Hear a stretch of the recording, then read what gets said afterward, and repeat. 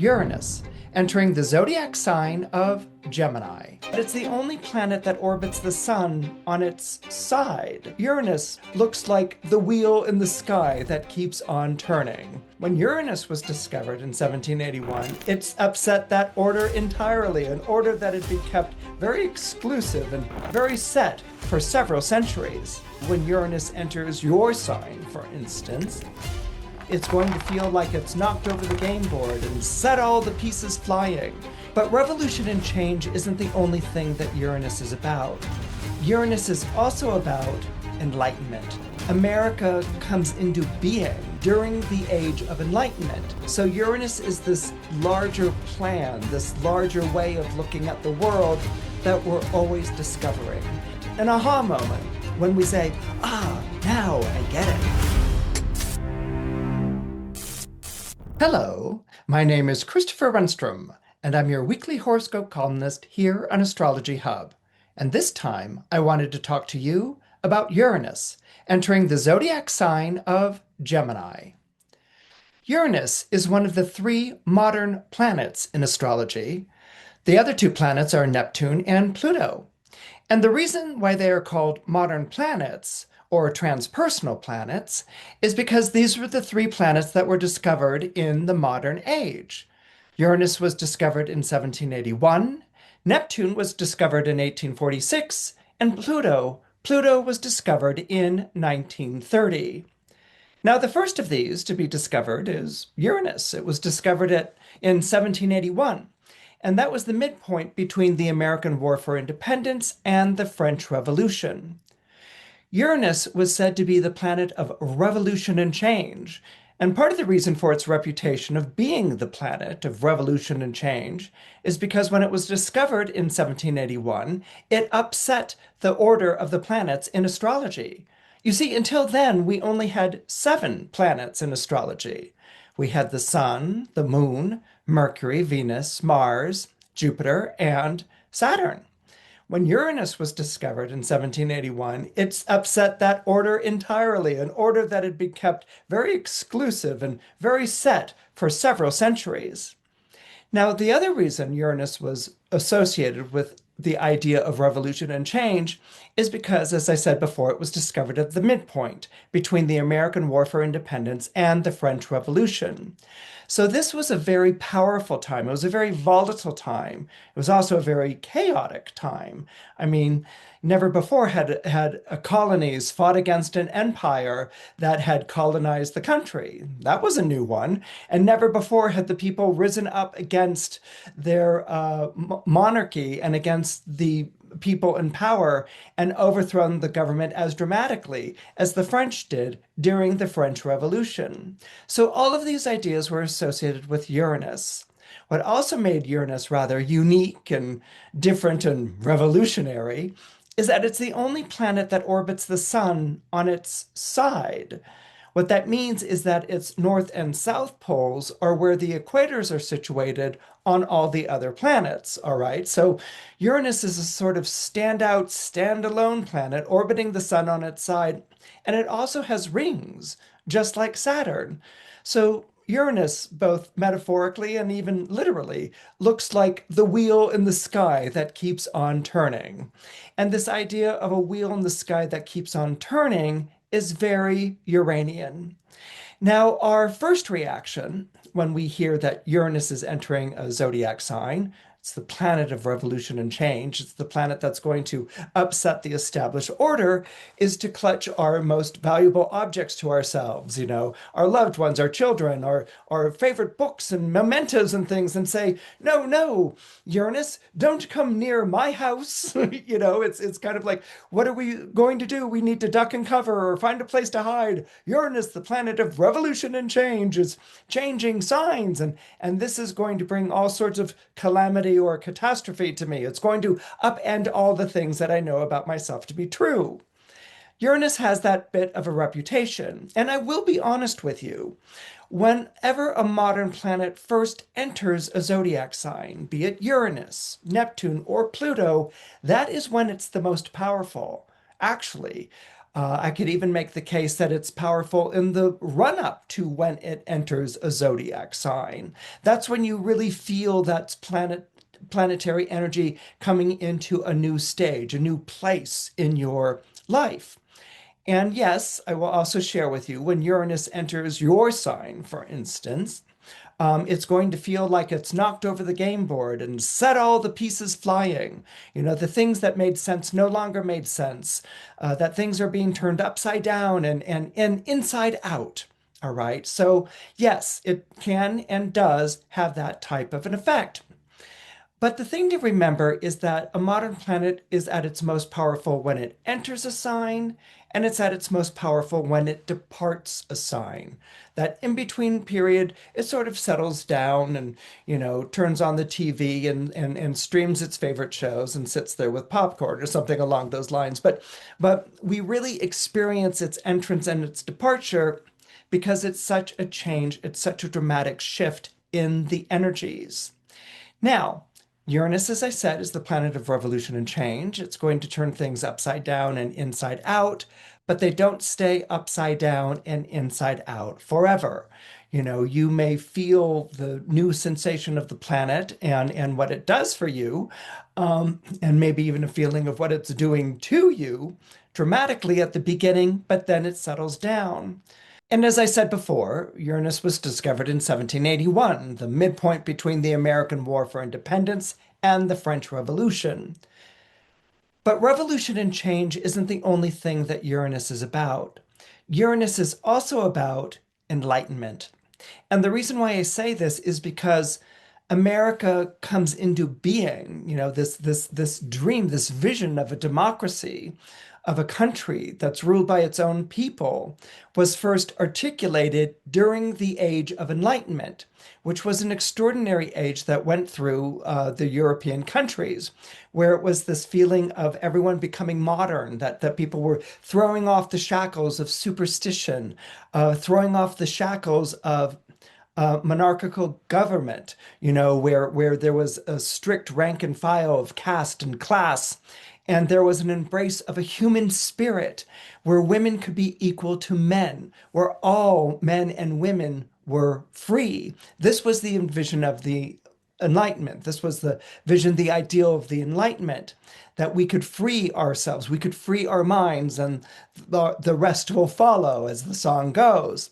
So the notion of enlightenment is also something that's very much caught up in the planet Uranus. America comes into being as one of the great results of the Enlightenment.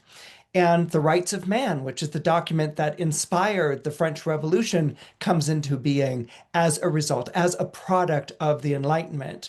So what I want you to keep in mind as Uranus is traveling through Gemini, and it will be here for the next 7 years, all right, is that it is revolution and change, but it's also enlightenment. So what does revolution and change and enlightenment have in common? What they have in common is getting it right. All right. It's this idea of getting it right, that we're going to move and change things around until we get society right, until we get our lives right, until we get our relationship right, until we get what we want to do for a living right. Okay. Very few of us are born into this world with a life plan of how we're going to live our life, and we're going to stick to it. And from cradle to, right before the grave, we have stuck by that plan. That rarely, I don't know if that ever happens in anyone's life. Uranus is this idea that there is a higher plan, that there is a grander plan, but we don't really have the capacity to conceive of it. Uranus was named after the Greek god Uranus, which meant father sky. And Uranus was never depicted as a sculpture or a painting. And that's because the nighttime sky, with all of those stars in the sky, that is what testified to the majesty of God. I mean, if Uranus is father sky, all the stars in the sky at night, a sculpture or a painting or an image is a sorry substitute. I mean, you can look at the majesty of the heavens and you can be struck by the majesty and the presence of Uranus. So Uranus is this larger plan, this larger way of looking at the world that we're always discovering. As human beings, we live with our margins not so wide, you know. I'm not ready to say we live with blinders on, but we don't really have the widest scope of vision. Uranus is always speaking to us from a wide scope of vision. You know, it's like when you look at the stars, if you don't really know how to delineate the constellations, for instance, it can seem just like a lot of stars in the sky. And that's the way Uranus can be until we hit those moments when we are enlightened or when we understand how the energy works in our life. So, how does the energy work in our lives? The energy works in our life by knocking things upside down, by taking them and turning them inside out, but it's in order to get it right. One example that I like to share is, I don't know, let's follow me on this fantastical idea. Let's say you have a Jackson Pollock painting. I don't know if you know who Jackson Pollock was, but he was famous for his splatter technique with painting. And for a lot of people, when they first looked at Jackson Pollock, they're like, what? This is like a great work of art? Oh, it looks like it's like someone threw paint at a canvas or something like that. What's the big deal with that?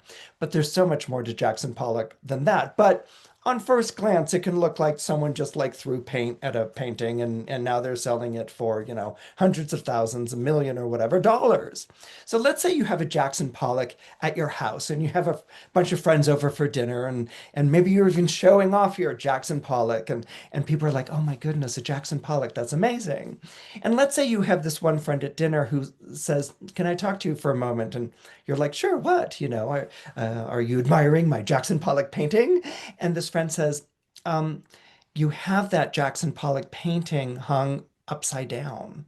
And you're like, oh my goodness, really? It's like, yeah, it's hung upside down. Actually, if you turn it right side up, you'll be hanging the Jackson Pollock painting in the proper way that it should be hung, and it can be like scandal. So what I'm saying is that Uranus, we can look at our lives and we can think that we have it right. But when Uranus comes into a sign and it aspects us in a certain way, it's almost like it's turning that Jackson Pollock painting upside down so that it's hanging right.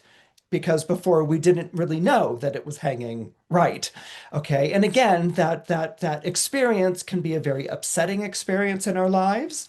And at first, or that experience could be literally like a light bulb going off over your head, an aha moment in which you're like, oh my goodness, you know, now I'm hanging that Jackson Pollock painting up correctly. Okay, so Uranus can upset and overthrow, but Uranus can also set things the right way that they should be seen, and in that moment we can have a moment, an experience of enlightenment, an aha moment when we say, ah, now I get it. Hello. My name is Christopher Renstrom, and I'm your weekly horoscope columnist here on Astrology Hub. And that's exactly what I wanted to talk to you about. Did you know that you could get my free weekly horoscopes sent directly to your inbox every week? Just go to www.astrologyhub.com/horoscope to sign up and start receiving yours today. So let's say you're born under Aries, or you have Aries rising. What's Uranus entering the zodiac sign of Gemini going to do? Well, it's going to change the way that you've been living for the past 7 years, right off the bat. That's what happens when a modern planet like Uranus changes zodiac signs. So what were you sort of living the past 7 years?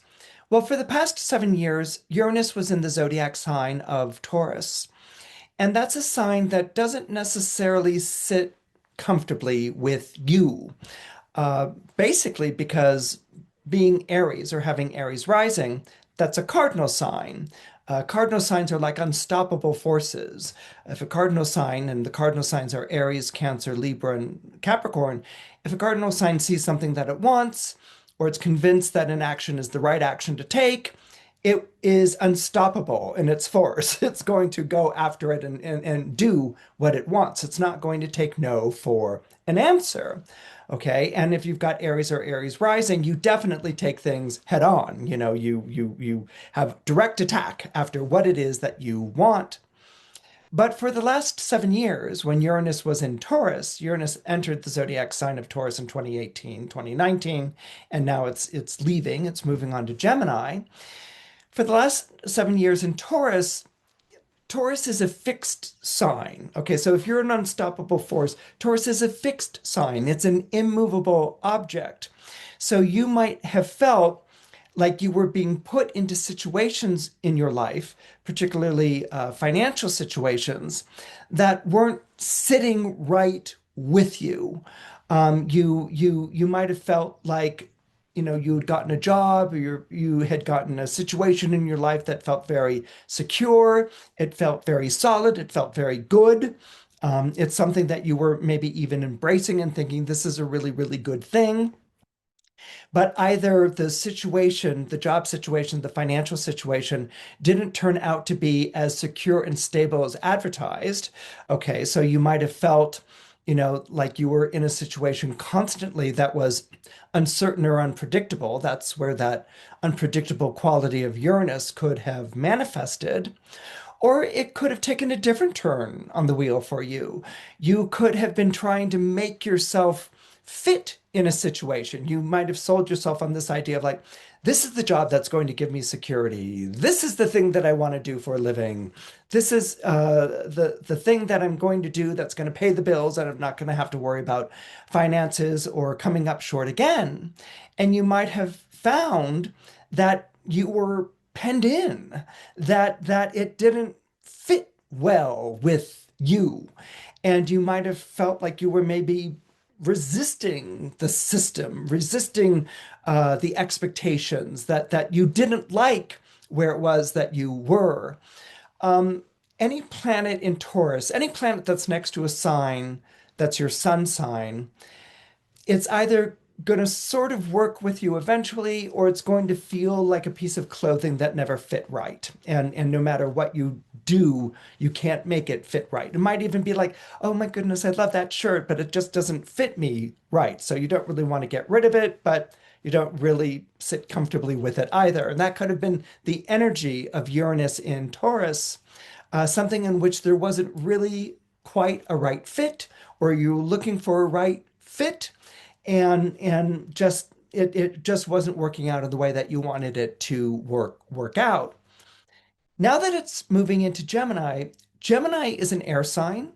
Aries is a fire sign, so that means the two signs sextile. All right, so where something, was uncomfortable and didn't really, click with you, and maybe there was this continual sense of restlessness and frustration. Now that Uranus is moving into Gemini, it goes from ill-fitting and awkward to enlightening, to accelerating, to you can see where you're going to be going. So this is a wonderful transition for you. Gemini is ruled by Mercury, which is the planet of the mind. Aries rules the head. So this is going to be a very inventive time for you, a very innovative time for you, a period of time in which you will discover or find those people who really get you, that you really connect with, that you really enjoy. This may be a period of time in which you finally find that vocation or that job or that career that sits well with you. This might be a period of time where maybe you were coming out of a sort of paying dues, thing, and now you get to do what it is that you do. Maybe now you're certified, or you've graduated, or you've been hired. But it's something in which the feeling is going to be soaring. The feeling is going to be wonderful. You feel very much yourself. You feel very much connected to what you want to do in your life. And you're going to feel very much like if you target something, you can get it. And this is going to be a wonderful feeling, like you're moving towards your target. You're moving towards your destination, your goal. And that's wonderful. But because Uranus is entering Gemini and it's right at the top of the Gemini, whenever a modern planet changes signs, it sort of enters for a little bit retrogrades back out of the sign and then comes back into the sign again. So you're going to have a sort of womp period from November when Uranus retrogrades back down into Taurus, and then April, I think it's April 25th of next year when it re-enters Gemini for good. So that's going to be a time of adjustment. Keep your eye on that.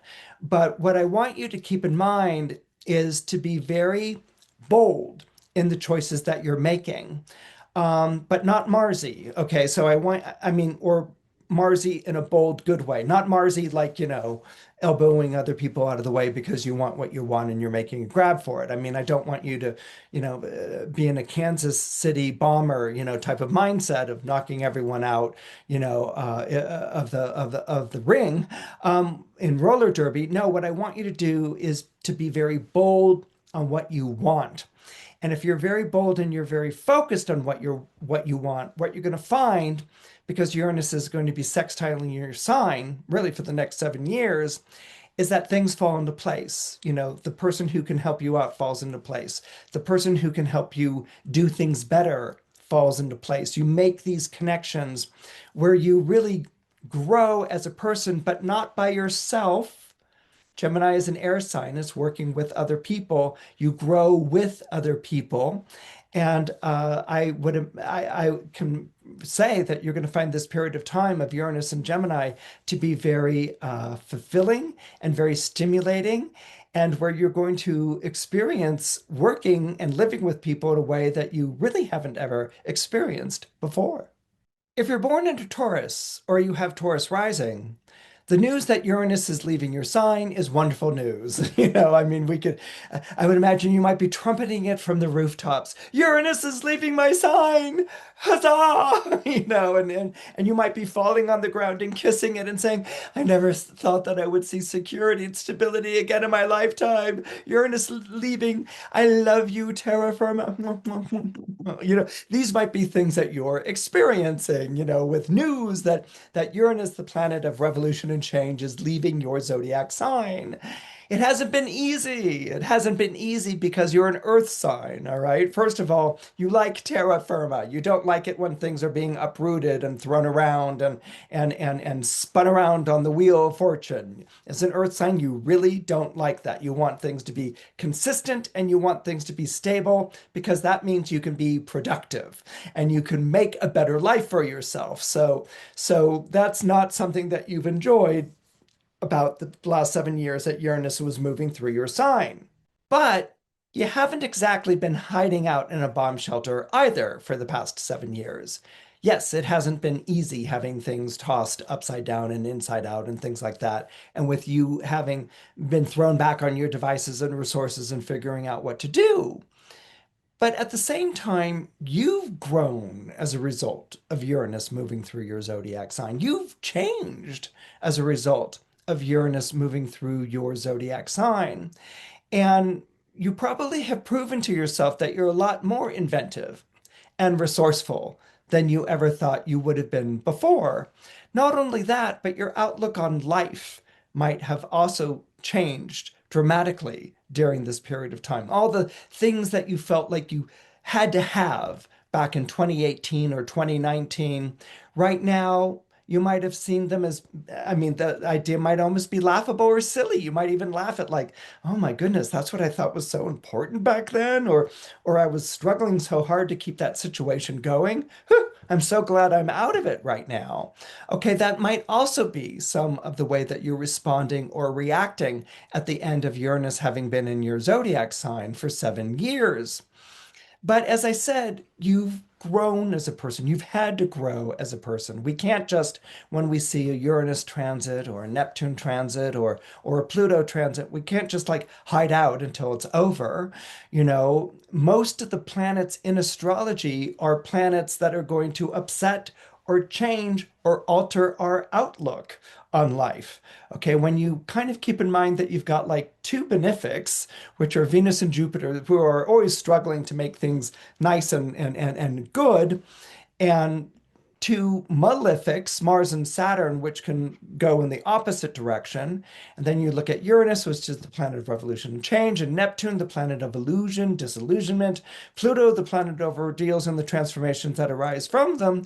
You see that most of the planets in astrology are not going to behave in the way that we want them to behave. So it begs a natural question. How do you live with that energy? How do you work with that energy?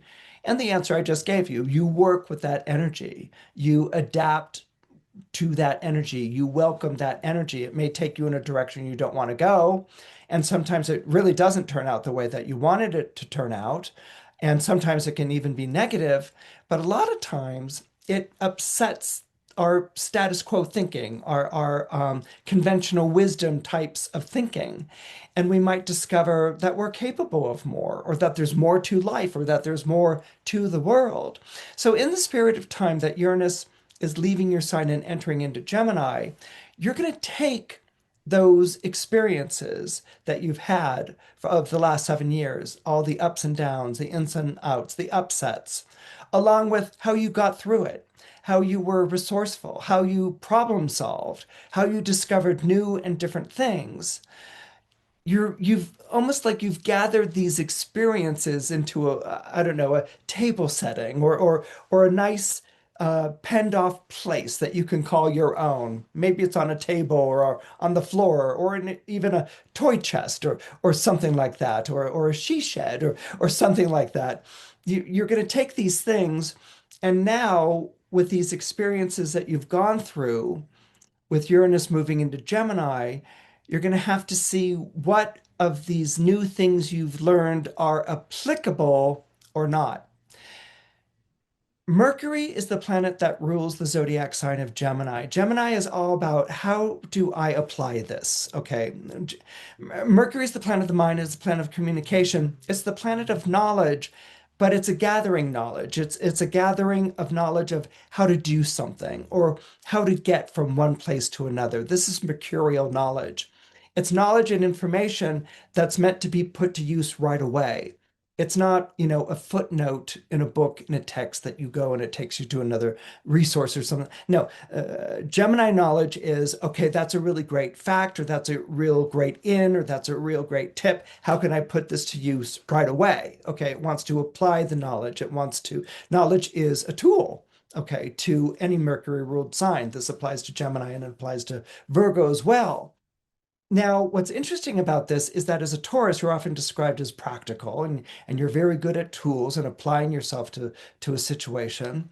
But coming out of a period of time where Uranus has sort of rewired the way that you think and the way that you look at life, you now have to ask yourself, what of my past experiences of the 7 years can I use moving forward? And what am I throwing away?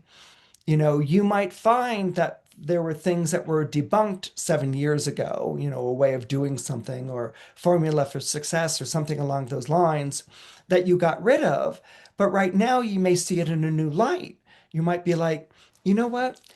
I might have thrown the baby out with the bathwater with that. That approach was a good approach. It wasn't good at the time. It didn't make sense in that context. But I'm going to take the germ of that idea, or I'm going to take the notion, the gestalt of that idea, for lack of a better way of putting it, and I'm going to apply it and rework it now because I think right now it would work. So this could also be a time of repackaging or recycling old ideas, as well as taking the new ideas and figuring out how they're going to work in your life right now moving forward. So Taurus, with Uranus going through your sign, you've experienced these things, and part of you is like, I'm still standing, and you've endured or withstood. But now you're moving into a time in which you have to apply these things in a new way. I mean, think of Noah's Ark, right?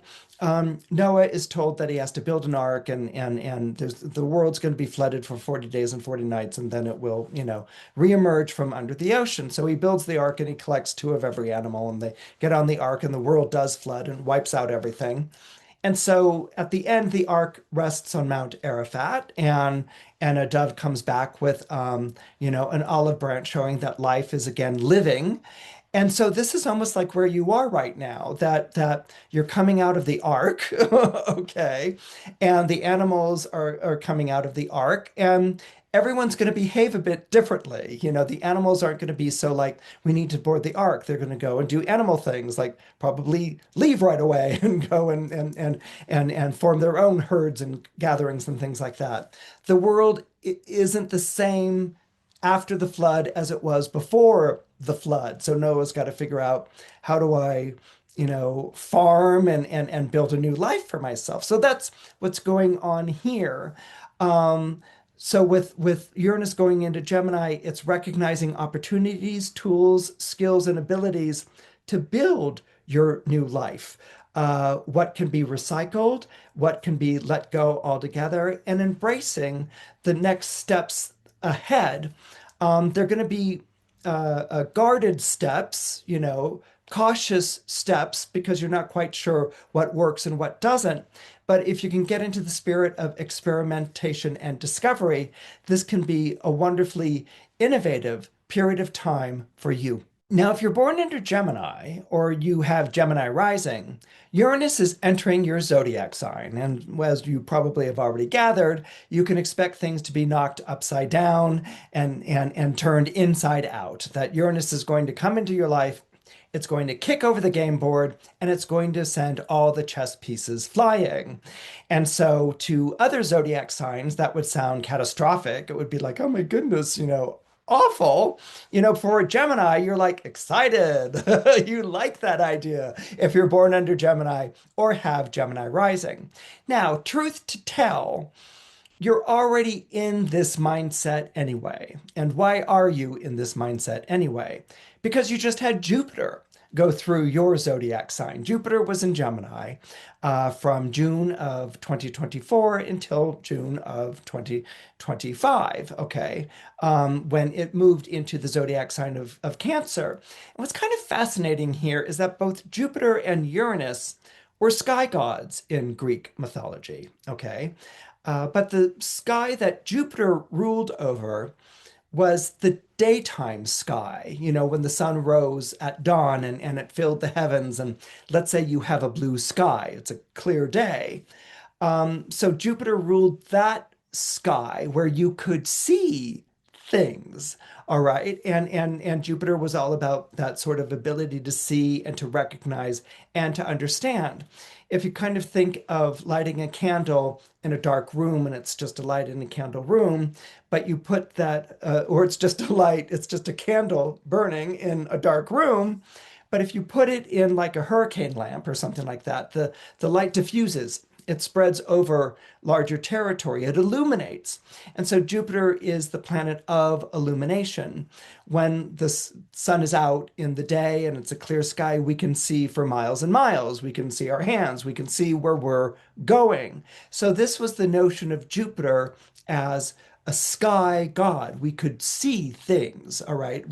Things were illuminated. We could see where we're going, what our hands look like, what another person looks like, when we're not fumbling in the dark. The sky that Uranus ruled, okay, that was associated to the Greek god Uranus, but we call him Uranus, was the nighttime sky with all the stars. Okay, so the stars are resplendent in the heavens. And what did that make one feel like? It made you feel very small. It made you feel very small and humble as you looked at the glory of the heavens at night. And it left you with a sense of awe and a sense of just being overwhelmed by things that are so and possibly larger than you and far away. I mean, these galaxies are how many bazillions of light years away, things that you'll never experience in your life. And so this was the universe, as far as we could see. And knowing that we could only see so far, we could easily imagine there's even more to it, all right?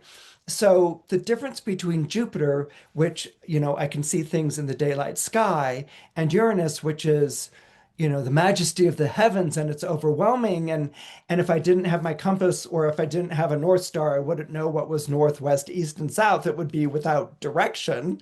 Okay, this is kind of the difference here.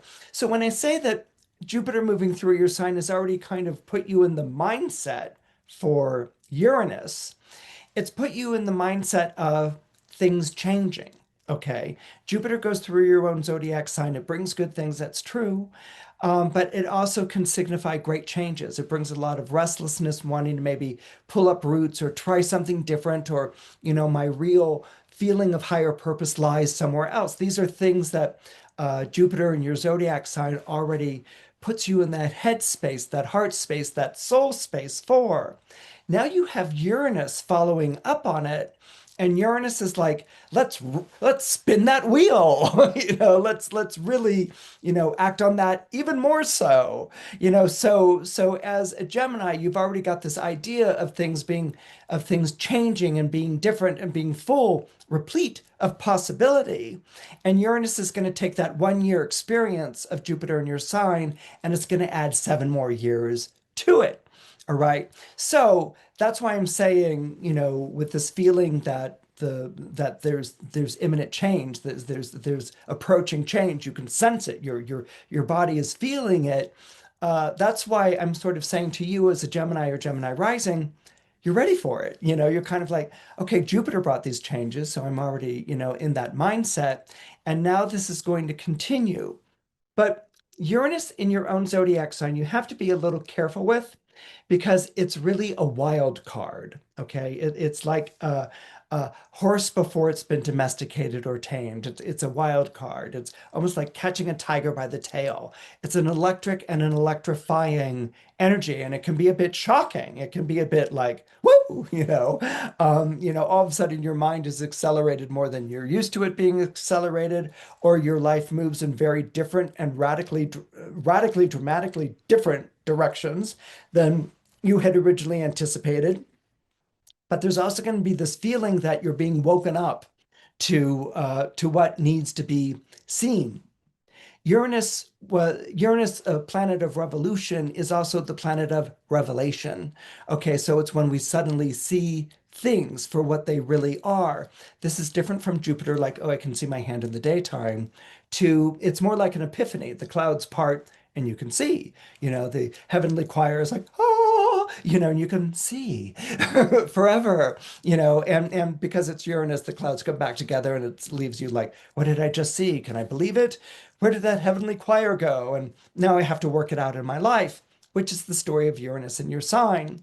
So if you can let those faculties of yours, which might have gotten a little bit dwarfed during the period of time that Uranus was in Taurus, but now that it's entering into your own sign, it's kind of been prepped up for it with Jupiter having been in your sign last year. If you can kind of get into the spirit of all of that, you're going to find this to be a very exciting and a very, very thrilling time. But also remember the unpredictability of Uranus, okay? You're born under Mercury. Mercury is the planet that rules the mind and messages, and Mercury is about useful information, gathering useful information to get from one place to another. Okay, Mercury wants to take the information it has and apply it with an expected result. Think of, in the morning, your radio alarm goes off and you get a traffic report, and you learn that certain routes are going to be closed and not to take them, and to actually take a different route to work. Well, that's Mercury. Mercury's telling you what route to take, and okay, there's shutdowns or bypasses or detours or whatever. Now I'm going to take this route, so I'm going to arrive at where I wanted to go. Mercury is always targeting where it wants to go.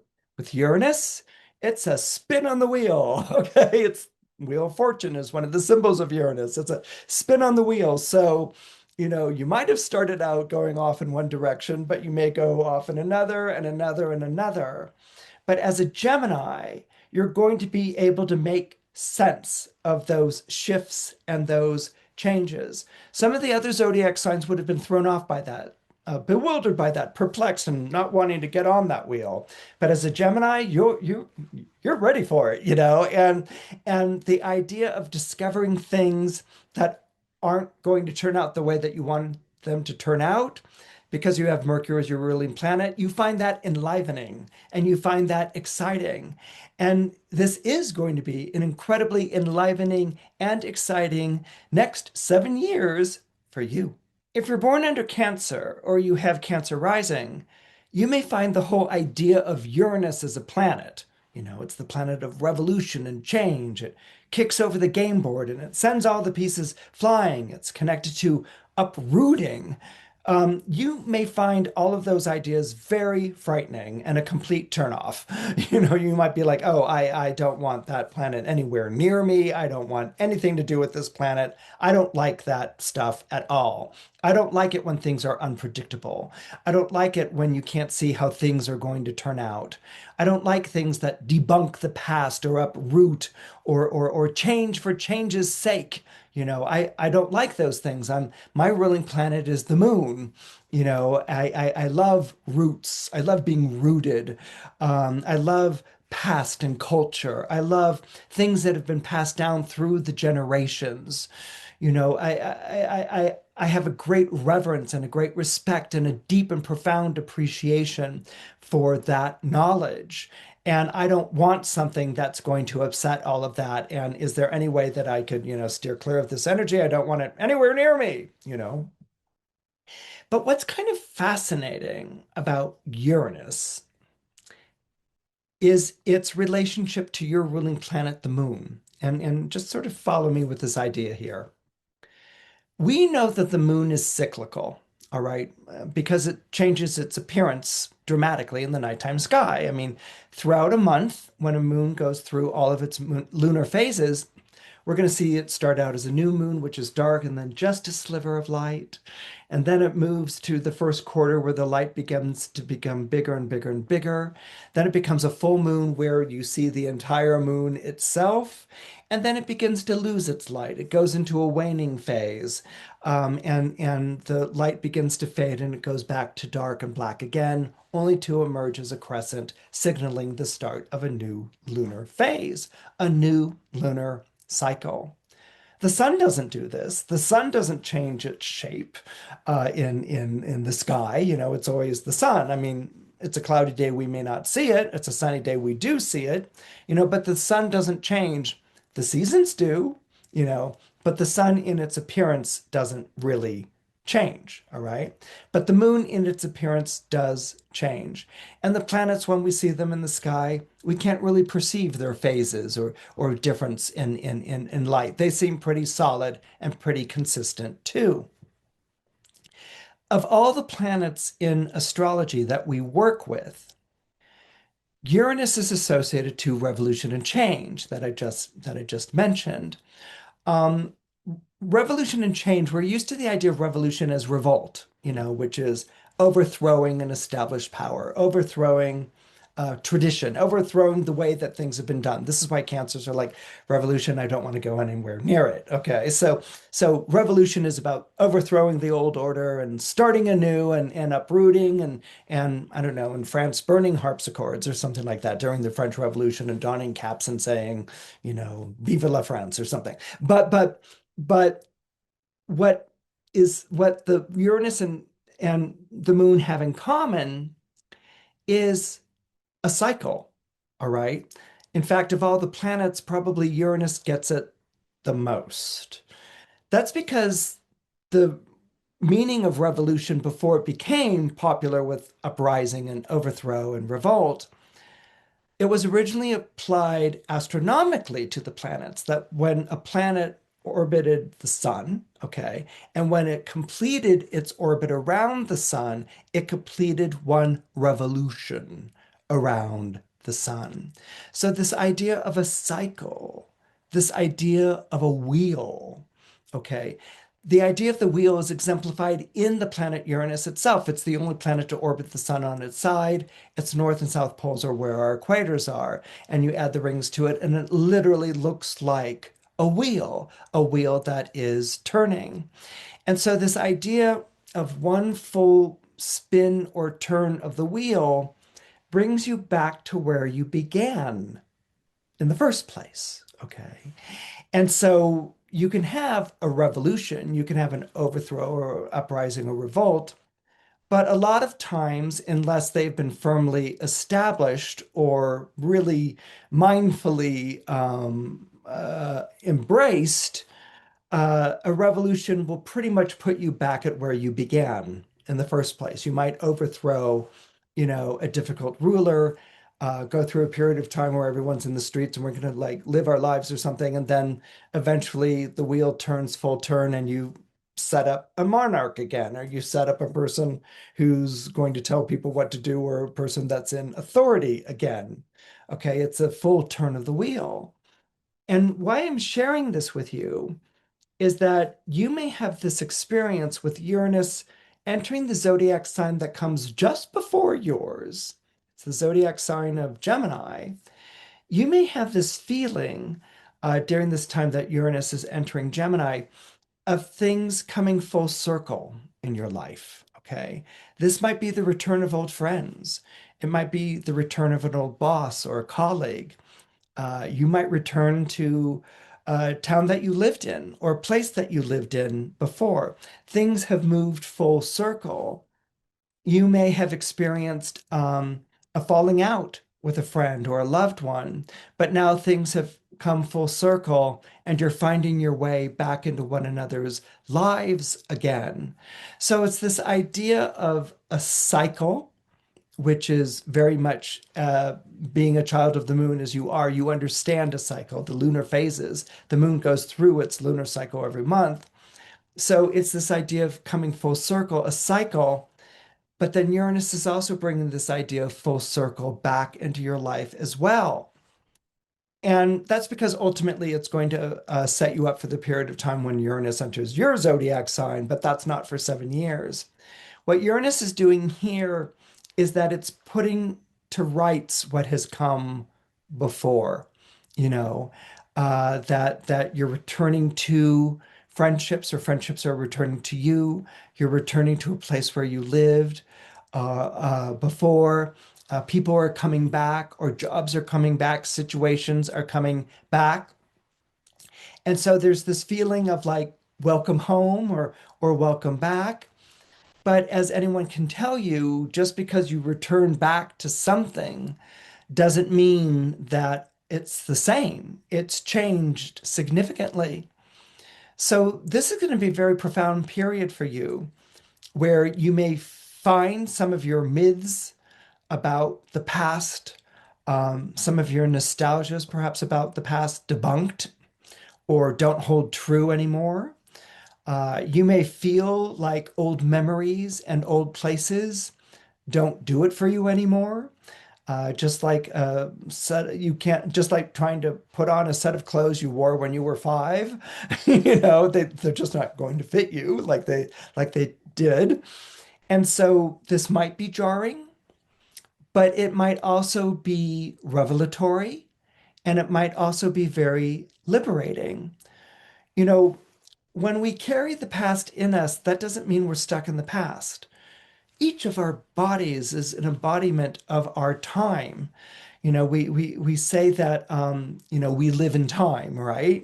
But also time lives in us. It lives in our bodies, which is something as a Cancer you're going to understand and resonate with very, very deeply.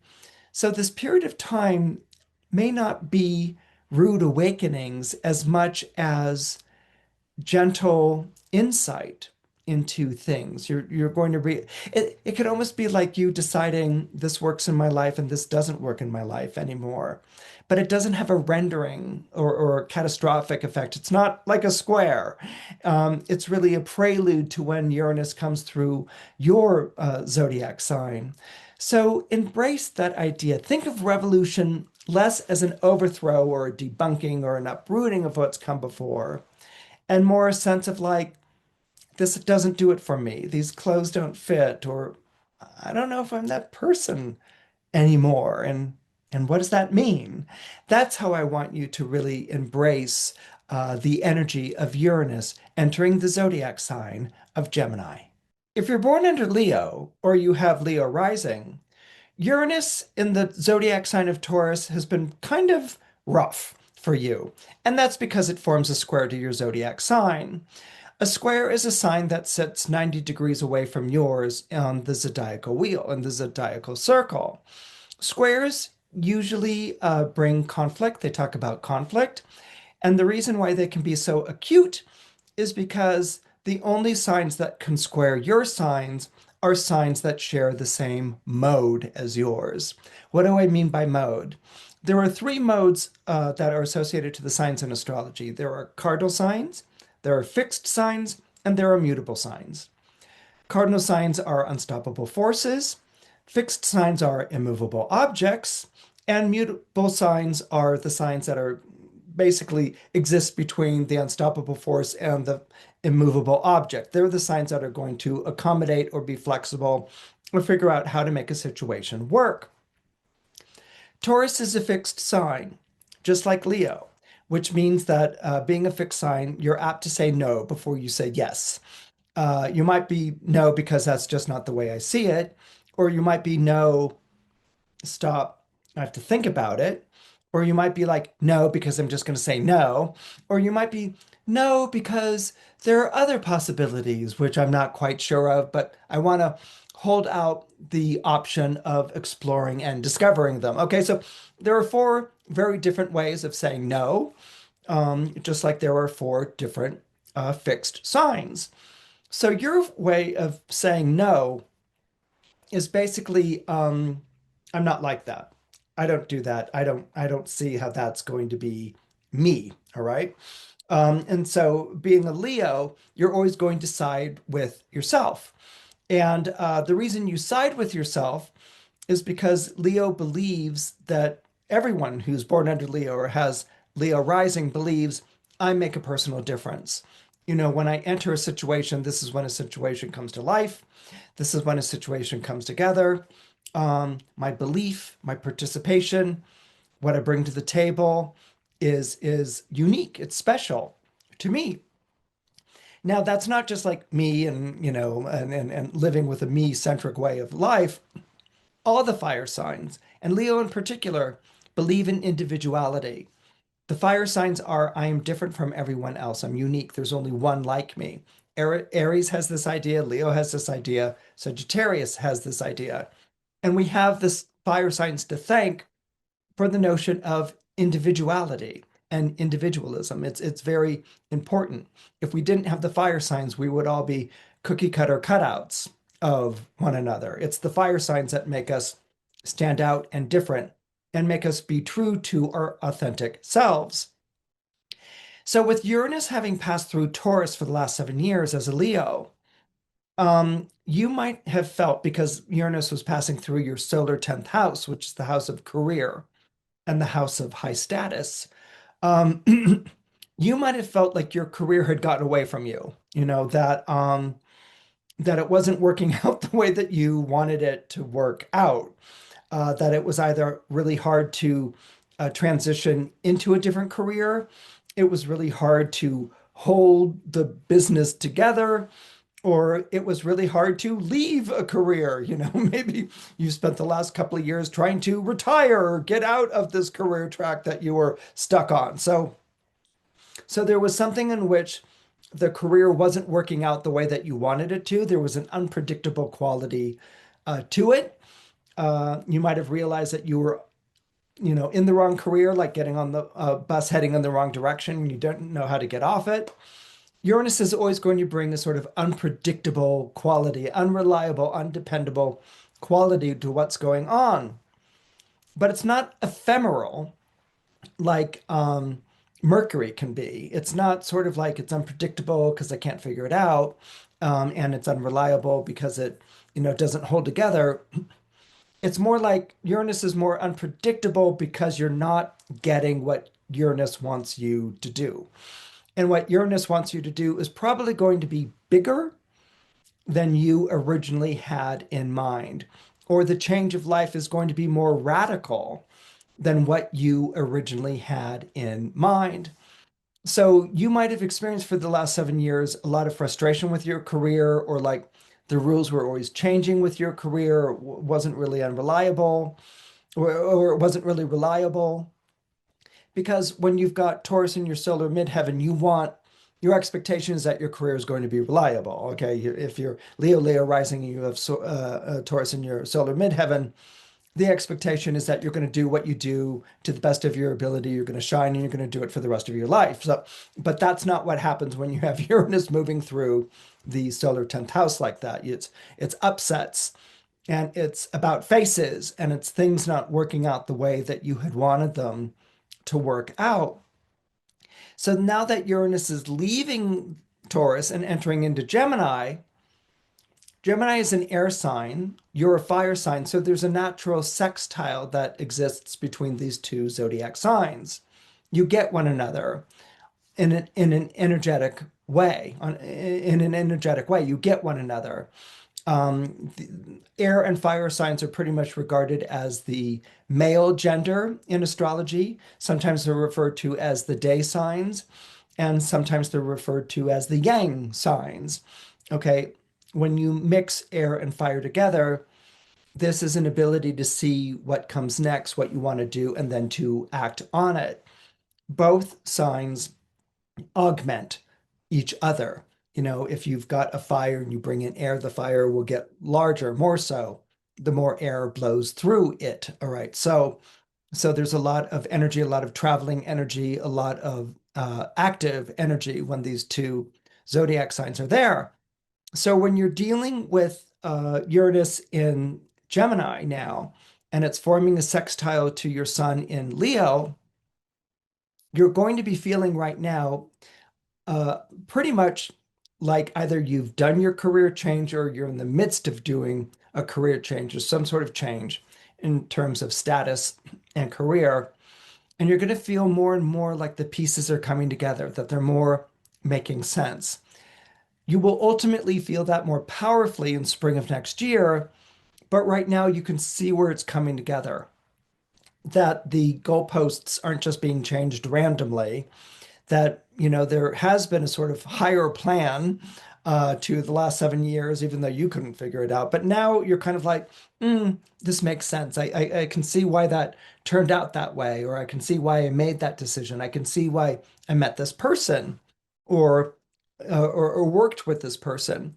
So with Uranus and Gemini, you're going to be more connected to people who think like you, who see the world in the way that you see it, but also people who question things or play with ideas. There's an inventive and an innovative quality to them. But there's going to be this real excitement that you're on to something that's growing, that's becoming something that's really becoming better and better. And so as a Leo, this is really, really wonderful. But it's going to be not but, I don't want to say but. I'm interested to see what that's going to do with your fixed character. Gemini is ultimately a mutable sign. So Gemini loves its options, its alternatives, its choices. So you may be surrounded by people in your life who are giving you options, alternatives, and choices. And you can't be like, no, no, no, that's not the way it's done. I do it like this anymore. Not with Uranus and Gemini. You need to be open to what they're saying. Hopefully that's something that you're already in the headspace for, and that'll be great. But if not, you're going to find that it's hard to do what you do unless you're open to these options, these alternatives and choices. Sometimes when we have Uranus squaring us and we're a fixed sign and it's in a fixed sign, is that we can really dig down into what we want. We can really lean into the way that things should always be. We resist the changes because they're upsetting how things should be. We want them to go back to the way that they were. Now that that struggle, that square doesn't exist like it did before, you're actually in a space to be like, I don't know why I was saying no to all this or why I was refusing to take a second look, or you may actually be much more inclined to do those things. And what you're going to find is that the more that you bring in other points of view, that you bring in other alternatives and choices, the more that you listen to people and that you play with people, because Gemini is ultimately a zodiac sign of play. That's the way that it communicates, that's the way that it learns. Not only are you going to have more fun in your life, but you're going to find that you're capable of doing so many more things than you thought you could do before. You're going to find that you're actually better at things that you had always, said that you couldn't do before. That if you give yourself the chance to try them out, not only are they enjoyable, but you may actually even thrive or be much more accomplished in what it is you do. So this is going to be a very illuminating time for you. It's also going to be very accelerated. It's almost going to feel like you're making up for the last 7 years. And it's going to be very exciting and very, very thrilling for you. You may miss the slower pace that you used to have, but I don't know. I think you're going to really thrill to this new Uranian energy that's coming into your life in such a positive and constructive way. If you're born into Virgo or you have Virgo rising, this experience of Uranus changing signs, changing from Taurus to Gemini, you're going to feel that impact quite dramatically. The reason you're going to feel it so dramatically is because for the past 7 years, Uranus has been in the zodiac sign of Taurus. Taurus is an earth sign, just like Virgo is an earth sign. Now, was Uranus being unpredictable? Was it turning things inside out? Was it, a spinning wheel in your life where things were up one day, down the next, and up after that again? Yeah, but it was happening in a trining type of energy. Trines are wonderful relationships between two zodiac signs. A trine between two zodiac signs means basically these are two very different signs, but they are joined together, joined to one another by element, by the same element. So the earth signs are going to be Taurus, Virgo, and Capricorn in zodiacal order. That means Taurus, Virgo, and Capricorn, you get them into a room together and they completely get where the other one is coming from. They might even be at the same cafeteria table and guard their boundaries and make sure that nobody else joins them. Okay, but so you can almost think of a trine as like chess club or, cheerleaders. It's like the signs are brought together by like element, and so they like the same things, they enjoy the same things, they're interested in the same things, and there is a tremendous support and there is a tremendous sympathy among the signs. So when Uranus was traveling through Taurus, and where it was sort of, wreaking havoc in the lives of people born under Taurus or who had Taurus rising, with you, it was trining. So it took on a more enlightening energy for you. It took on a more revelatory energy for you. And it took on a more sort of, okay, we're going to head in this direction. And it would have supported maybe your more far-fetched notions or your more impossible dreams. All right, so by trining, Uranus supported you in your growth as a sign, and it also protected you in your growth as a sign. All right, so you felt very protected and very supported in the things that you wanted to do in your life.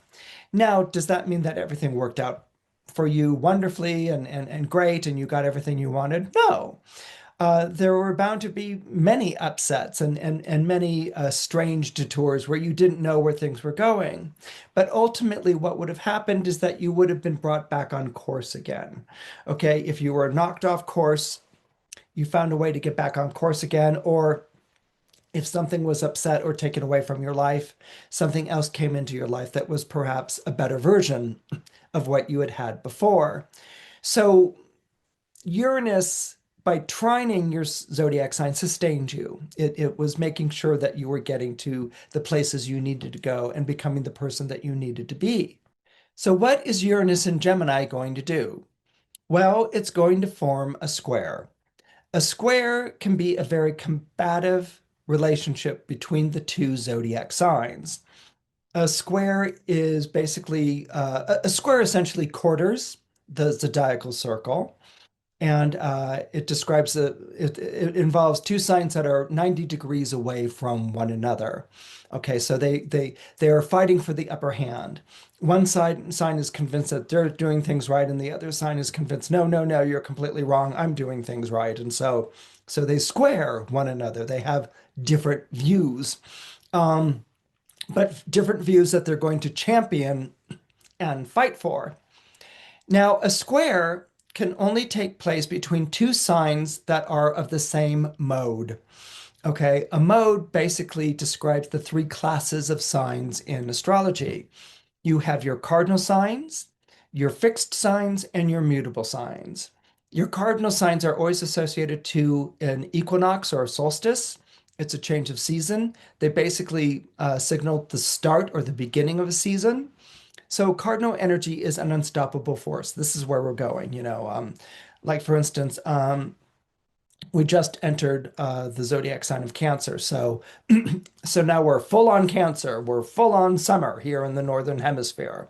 And so this is all about bathing suits and light clothing. It's not about parkas and scarves. We're full on this. All right. So this is what a cardinal sign does. It's an unstoppable force. It's moving forward with an energy. A fixed sign is an immovable object sign. Okay. So fixed signs are no before yes. They will stop the ball in play and they won't budge and they won't be moved. And the fixed signs are going to be Taurus, Leo, Scorpio, and Aquarius. So can life exist if it's between an unstoppable force and an immovable object? No, you need space, you need flexibility, you need some accommodation, you need a way to talk to both sides to make something work. And that's the space that the mutable signs live in. And the mutable signs are Gemini, Virgo, Sagittarius, and Pisces. So here you have a square. Your sign, Virgo, can only square two other mutable signs. It can only square Gemini and it can only square Sagittarius. And what's interesting here is that Gemini and Virgo are both ruled by Mercury. All right. So even if you're seeing things differently and approaching things differently and fighting for your point of view, there's still conversation. There's still trying to work it out mentally. There's still questions being asked, experimenting with different approaches or different ideas.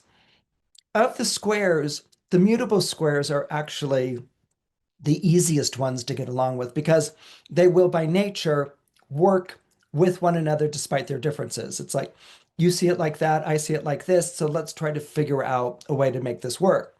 It's not going to be like a cardinal sign, which is like, you see it like that, I'm going to run you down, or a fixed sign, which is like, you see it like that, the drawbridge is being the drawbridge is being raised and the moat is being filled, I'm not moving on this.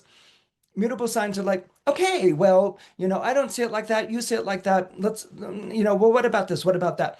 Mutable signs are still hurling, throwing options and alternatives at one another. So this square is actually potentially has a very beneficial outlet for you. It's not going to sort of let you rest in your in your comfort zone like a trine would have done and did. The square is going to sort of keep you on your toes. When you've got Uranus squaring your sign, that means the goalposts are always being moved around, that the rules are being changed, that the laws are being bent, and so that's what's going on here. Now, as a Virgo, because Uranus is transiting through your solar 10th house, you might do a typical Virgo thing, which is let people mess with something or change something. And then when they leave, just change it back without them noticing. Okay. And that might be your first inclination. I'll let these changes come in. I'll work with them or politely say, yes, that's an interesting idea. Wait for everyone to leave and then bring it back to where it was before. That's not going to work this time. This time you truly are this time you truly are facing changes in circumstances, changes in your situation. And these changes are probably going to go on in your career or in your status. Things before, if it might have been very stable or secure, or if they weren't stable and secure, the priority of making them stable and secure was uppermost in your mind, okay, as a Virgo, getting it back to where it was before. Now that they're squaring, you'll find that it's impossible to get things back to where they were before. It's like trying to get the genie back into the bottle or take back the three wishes. You have to work with what you have, and this makes you present in the moment. And this is actually going to bring out your more mercurial qualities of spontaneity and inventiveness and even playfulness. So at first, because you're an earth sign, you're not going to like things being messed with. Virgos don't like their to-do lists being messed with. Okay, they don't like the way that they do things being messed with. Uranus at the top of your chart is going to mess with it a lot, all right? But you may also find as time goes on, Uranus is in Gemini for the next 7 years. You may find as time goes on that even though you argue the point, there's still a part of you that's listening to the point that contradicts yours and is recognizing in it a value, recognizing in it a possibility, which is a very mercurial way of looking at things. There's something to that. It's possible that could be worked with. So you'll be less, kind of like arms crossed, maybe just as fidgety and argumentative, but part of you like, still leaving the conversation like with something having stuck with you, something having stayed with you, something that, maybe actually if we played with that idea or we adjusted it in some way, we could make that work. So what may happen here is that you might find yourself growing, and learning new skills, new things, new ways to adapt. Mutable signs are all very adaptable. You might find yourself learning those things despite yourself, okay? Despite what you think is the way that things should play out.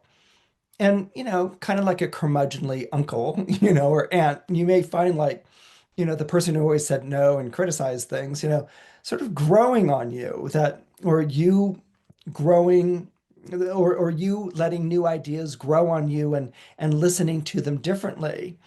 So this is bound to be at times a frustrating transit for you, and one in which you're challenged in a lot of different ways, and you might find it very frustrating, but it's not going to be a dull moment for you. It's going to be constant, but it's also not going to be counterproductive. It's not going to be thwarting you at every turn because Mercury rules the two signs. What you'll be doing is figuring out a way to make it work, and then possibly with hindsight realizing that that thing, that option, that alternative that Uranus was trying to sell you on turned out to be a pretty good idea all along. If you're born under Libra or you have Libra rising, Uranus in the zodiac sign of Gemini is going to be absolutely wonderful for you. Now, that doesn't mean like everything's going to go your way and things are going to be terrific and your wish is other people's command for the next 7 years or anything along those lines. The next 7 years that Uranus is in the zodiac sign of Gemini. What I mean is that you're going to see how things work out. You're going to see that there's an intelligence at work in your life again. During this period of time when Uranus was traveling through the zodiac sign of Taurus, you probably didn't feel like you were living a very intelligent life. I mean, you're intelligent, so that's fine. You're all good and squared away with that. But you didn't really trust that life was intelligent, that you were being thwarted at every turn. You were being contradicted. You were being underestimated, maybe even ignored or neglected. And that's because Uranus was traveling through a zodiac sign which forms a quincunx to your own. Signs that quincunx are like wrinkles. They don't really find a fit. They're looking for a fit. They're trying to get one another. But it can be a very frustrating relationship and one in which, you might feel like giving up at times and just, I'm not going to say anything. Imagine for a moment, let's say you're in a car and you're driving with someone. There's someone behind the wheel who doesn't know where you're going. You guys are lost, and the GPS isn't working, and you don't really know where you're going. And you're the one who keeps saying, well, why don't we stop at the gas station and ask directions? And the person behind the wheel is like, no, I know where we're going. We'll figure it out eventually. Well, that's kind of maybe what the last 7 years have felt like for you, is like you keep turning to the person behind the wheel saying, listen, I think we're lost. Why don't we, stop and ask directions? And they're like, no, no, no, we're going to figure it out eventually. So you might have felt stuck in that situation regarding maybe one or three different areas of your life. What happens when Uranus comes out of Taurus and moves into Gemini is finally you pull over and ask directions, or finally the person figures out the right route. They're like, oh, that's the landmark I was looking for, and we're going to move forward. In any case, whether you pulled over and asked directions or a landmark is finally discovered that tells you where to go, that's the feeling of Uranus moving into the zodiac sign of Gemini. Suddenly, what was this circuitous route, and you didn't know where you were going, and it just was frustrating and annoying, and we're wasting time or whatever. Now it's all going to make sense. All right. That doesn't mean you have the answer, but it's going to make sense. And there's a difference between those two ideas. So, what Uranus is going to do in Gemini is that it's going to sort of act as the great reveal. It's like, oh, this is where I'm going. Okay, this is the access. This is the way to get from here to there. And this is very much the nature of Mercury, which is the planet that rules Gemini. Mercury is about Mercury, we know, for instance, in astrology, is the planet of the mind, and it's also the planet of messages and messaging. Mercury is about collecting information, but it's information to be put to use immediately, all right? That's not like Libra. Libra, for instance, might have a Rolodex or a file of names and contacts, and so they're there if you ever need them. Mercury is the idea of like, okay, this is what I need to know to get from here to there, right now. It's kind of like in the morning when the alarm clock rings and you wake up and you hear the weather and the traffic report. You know what the day is going to be. You know that maybe you can take the regular route to work, or maybe it's been shut off because of construction or something. You have that information that you need to get from home to work. You need to get on with the day. This is the type of information that comes to you through Gemini. And so with Uranus in Gemini forming a trine to Libra, a trine is a wonderful relationship between zodiac signs. It's like so wonderful. A trine is basically two signs that are different from one another, but are joined to one another because they share the same element. And so the air signs are Gemini, Libra, and Aquarius. These signs trine one another. They understand one another. They get one another. They like the same things. They have the same interests. They're the signs that can get together and talk, forever and a day, and even leave after having spent 3 hours with one another and still be talking or texting on the phone. So these are signs that you really get along with and who support you. When a planet is traveling through a zodiac sign that trines you, you've got planetary support. That planet's going to help you out. Now, with Uranus in Gemini trining your Libra, what this is not only are things is your life plan going to be making sense, all right, for the next 7 years, all right? Not now, that doesn't mean it's set, but it's making sense. You can see how one action leads to another, how one piece clicks with another. So this isn't going to be like it descends and this is your curriculum for the next, 7 years. It's going to be more like you do an action, you make a choice, and you see how that connects to a dot and another dot and another dot. It's almost like you're connecting dots through ideas and actions so that you end up with, oh, it's a horse. You end up like with a figure, something that makes sense to you. This is what Uranus is going to be doing in your life, and it's going to be doing it at an accelerated pace. It's going to be doing it very, very quickly. So this feeling of getting it right is going to be very, very strong for you. Now, you may have noticed that I use the phrase getting it right, not being right, or I am right. It's getting it right. So there's going to be a sense of experimentation and discovery and playing around with different ideas and notions.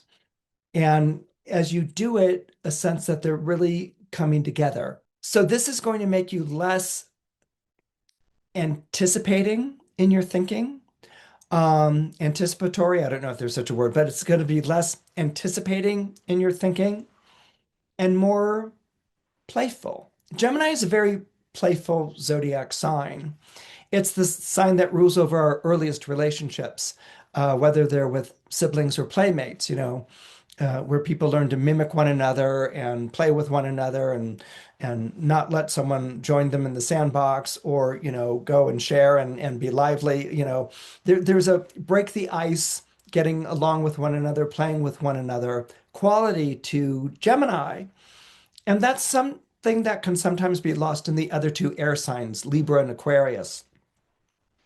Gemini is very in the moment. It's of the moment. That's what makes it so spontaneous. And that's what makes it so quick. It's ruled by Mercury. And so, with Uranus kind of accelerating your thinking in Gemini, which trines your sign, you're going to find yourself being very in the moment and very playful and very sort of open to seeing how things are going to play out. Now, these old rules, laws, expectations, you're not going to be abandoning them, altogether. It's going to be more sort of like, I used to like that sweater, but now I don't. I'm going to start wearing this sweater instead. And it's going to be very Libran in that way, very sort of moving from one idea to the next. And so let yourself get into the spirit of things unfolding in your life, of developments unfolding in your life, running their course. And this is going to be something that as a Libra, you're going to delight in because Libras love seeing things unfold in their lives and then choosing where they want to go. It's kind of the next 7 years going to be a sort of feeling of sort of browsing through your favorite rack of clothes and deciding what you want to get, and this is really what it's going to be. But at the same time, there's going to be a very strong sense of going somewhere. You're going to feel very directional because that's your cardinality being reinforced and supported by Uranus being in Gemini, but also a sense of different choices, different options, and different alternatives. So your life is going to feel less like I have to choose this or that. My life depends on it. More kind of like, I want a little of this. I want a little of that. Maybe I want to do a third option. Maybe I want to combine the two ideas. It's going to be more playful. It's going to be more experimental. And I think that you're going to find that this period of time that Uranus in Gemini, it's not going to make up for your last 12 years, with Pluto moving through Capricorn, but it's going to be a nice change of pace and make you sort of feel like, okay, I went through some really difficult things, but now I can sort of see how they got me to this place where I really have a stronger sense of where I'm going from here on out. If you're born under Scorpio or you have Scorpio rising, your first experience of Uranus moving into the zodiac sign of Gemini is going to be jarring. Now, it's not going to be jarring in a horribly catastrophic way. You're not going to feel like suddenly someone pulled the rug out from under you or anything along those lines. It's going to be more along the lines that somebody changed the locks, all right? And that's because Uranus is moving through a part of your solar horoscope which can deal with habitual responses to things, but it's not habitual responses to things out of habit as much as it is your go-to response, a familiar response. And usually it's a response that's dealing with things not going your way. All right. As a Scorpio, you're used to things not going your way. And when things don't go your way, you tend to be very martial about that. All right. There are some signs that when things don't go their way, they're kind of like laid back, more relaxed, like, hey, what are you getting bothered about? Things didn't go my way. We can just try something different or just wait it out. As a Scorpio, it's like, no, that's the way it was supposed to turn out. That's what I was expecting. That's what I was working hard for. That's what I had my heart set on. It has to go this way. It has to work out this way. Gemini is a little bit like Puck in Shakespeare's Midsummer Night's Dream. Okay. Not only did Puck get the love potions mixed up, that lends itself to all the craziness and the comedy that takes place, but Puck kind of like delights in having done that anyway. I mean, it wasn't Puck's original intention, but now that it happened, it's actually a lot of fun. Okay, so there's a part of Gemini energy that likes to mess up the works, that likes to frustrate your set expectations just to kind of see how you're going to react to it. All right, so when we have Uranus here in Gemini, and it's passing through a part of your solar horoscope that deals with very intimate matters for you. Okay, it's the part of your horoscope that deals with those deep bonds that you have with people outside your family. It's a part of your horoscope that deals with finances and your and it's a part of your horoscope that deals with deep bonds that you have with people outside your family. It's a part of your horoscope that deals with your emotional reaction to finances. Okay, there can be such a thing as financial security and then emotional security, which can be tied into finances. How much money do I need in the bank in order to feel secure? It can be the part of you where you've stored your pains, your rejections, your slights, your insults, the part of you that you know that you should get over this grudge or this anger, but you just can't. And that when something happens in your life, it immediately triggers that. And so you react heatedly or hotly, or, this is the story of my life. It's not going to work out. And this is what always happens, things like that. So it's kind of moving through a part of your chart in which it's kind of like the sores and maybe, the sores, the pains, the wounds, and maybe the way that you might have rubbed them or put some extra salt in them to make you feel more justified in feeling that way, or more the feeling of feeling that way. Scorpio is such a complex astrological sign, and Uranus's transit in this part of your chart is indeed complex. Scorpio is complex because it's a water sign, it's emotional. It wants to love, it wants to give, it wants to get along. It does love, it does give, it does get along, but it gets hurt. All water signs get hurt. Cancers get hurt, Pisces gets hurt, Scorpio gets hurt. These are the three water signs. But because Scorpio is Mars ruled, it doesn't like getting hurt. And so it's going to hurt back. All right. The other water signs are like, I got hurt, I have pain, I'll always carry this, or I got hurt and maybe I was hurt by someone who had a rough childhood and I should be sympathetic, or they're like, I got hurt and I'm going to retreat into a carton of ice cream or something like that. But Scorpio is, I got hurt and I'm going to make the other person hurt back. And that Mars quality of the Scorpio says, no, you're not fluid. No, you're not going to forgive. No, you're not going to forget. If you do that, that means the person got away with it, and you lose your willpower. You lose your spine. You lose that thing that makes you tough, because it's only by being tough that you ensure that you're not going to get hurt. It's only by looking like you could hurt someone back that they're not going to hurt you to begin with. So Scorpio is different from the other two water signs because of its Mars quality. It doesn't have a nice relationship to weakness or vulnerability. It doesn't like those two things. And that's what happens with the Mars sign. The other one, the Mars ruled signs, and the other one is Aries. They don't like weakness or vulnerability.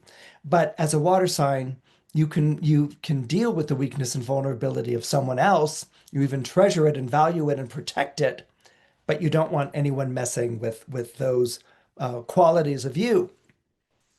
With Uranus moving through Gemini and a part of your chart that deals with this, that's not available to you anymore. Okay, so that anger, that way that you used to get angry that you did before, Uranus and Gemini has changed the locks. You can't access that in the way that you did. Or, someone broke my heart. That reminds me of when someone else broke my heart. My heart is always getting broken. Uranus has changed the locks on that during this period of time. The things that you used to go to derive your strength or your comfort or your solace, the locks have been changed. And they're not going to be available in the way that they were available before. They may not even be available. Now, that could happen because things have been debunked, things you've told yourself has been disproven, things you've told yourself have been disproven, or maybe you just don't have that emotional fury or that energy anymore. Maybe you're open to relating or dealing in a different way. Maybe you're looking at yourself and saying, "Hey, Scorpio, maybe it's time you worked on some anger management or reviewing the way that you react. Maybe the world's not so out to get me, in the way that I thought before." And so this is the way that Uranus is going to be acting on your psyche, acting on you. Now, that could sound very positive. It could be like, wow, maybe I'm not going to walk around with this chip on my shoulder, or this anger, or whatever. That could actually be a good thing. But we rarely make those changes overnight, and we rarely make those changes gracefully. Those are changes that are made over a period of time, and those are changes that are made through our interactions with other people. And those are changes that are made because we begin to realize that that approach doesn't work the way that it used to, and maybe it wasn't a good approach to begin with. So this change of thinking, this change of feeling isn't happening right away because you found a new way. It's happening because the locks have been changed. You may not even have access like that again. So at first you might sit outside that locked door and not move and be immobilized and be angry or defeated or something like that. But at some point, you're going to realize that you can't go back to that anymore and that you have to move on. And that can be a beautiful way that Gemini can work.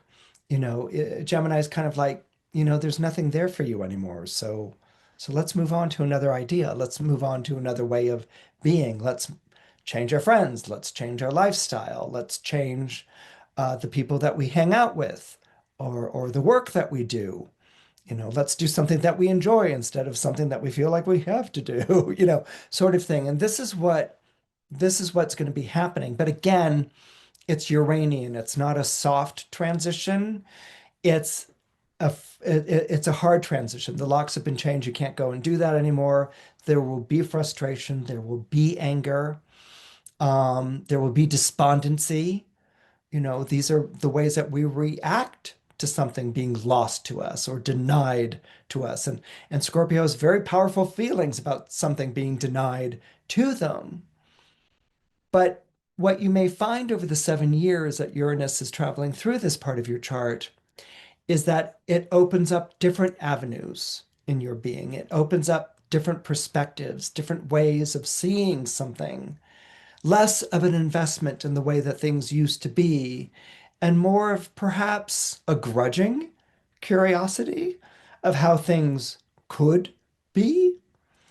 So at first, you'll be as angry and frustrated as anyone who's been locked out of their car, but as you begin to reason, as you begin to figure out, okay, is the coat hanger going to work? Or, do I flag someone down? Who can I get on the phone? Or what did Dad teach me about how to, as you go through all those Rolodex of ideas, that's going to become more part of your modus operandi. It's going to become more a part of the way that you behave and act naturally.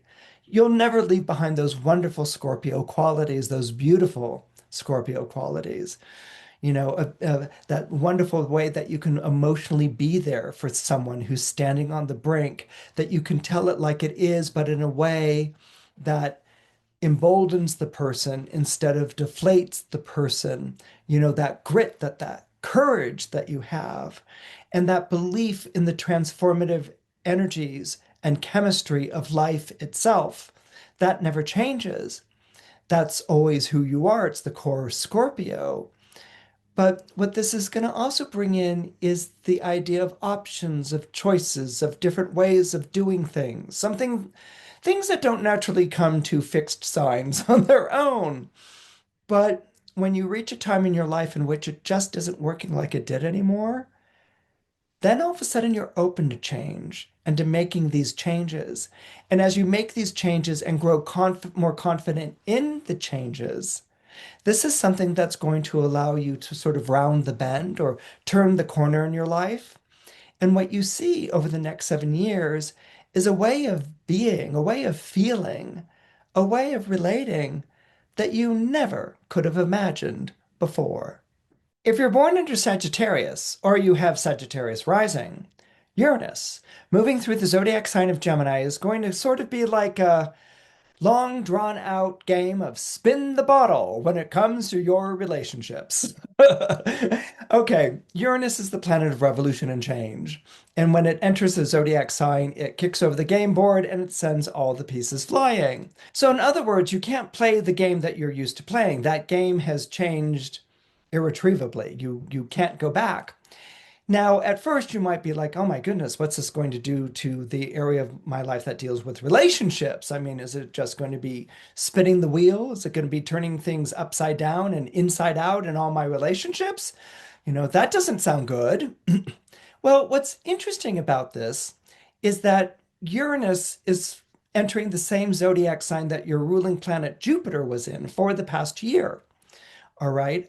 Jupiter was transiting through the zodiac sign of Gemini. So Jupiter was changing the landscape of your relationships over the past year. What's going to happen is that Uranus is going to make that more so. All right. So that doesn't mean that everything's going to be changing and in flux for 7 years.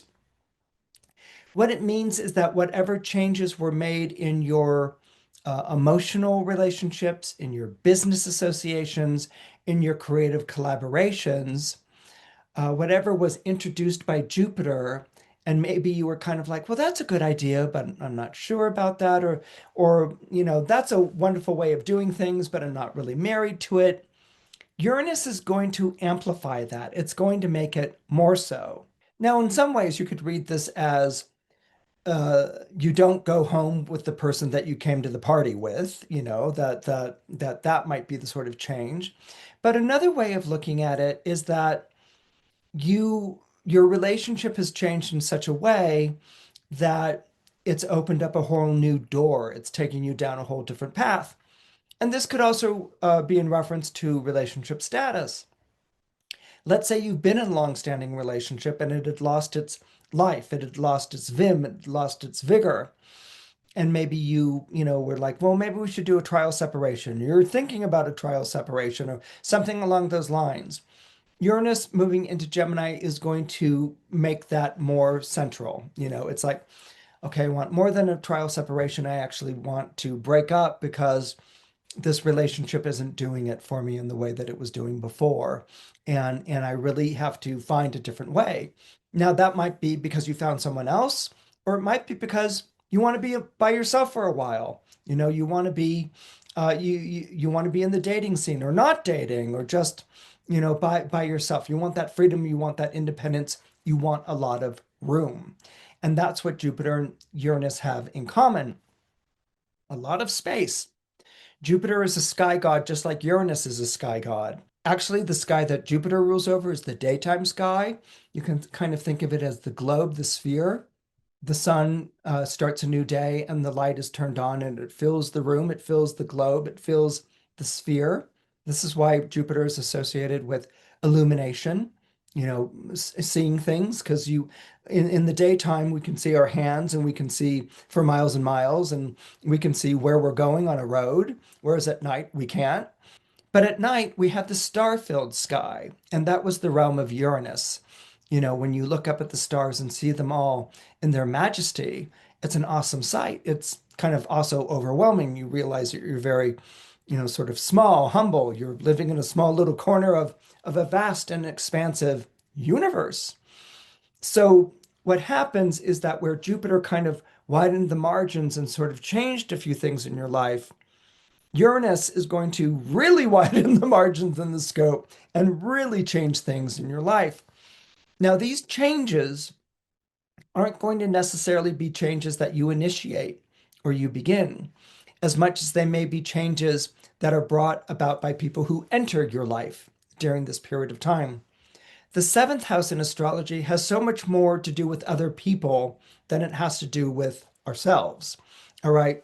So you can almost think of the seventh house as the rising sign of other people.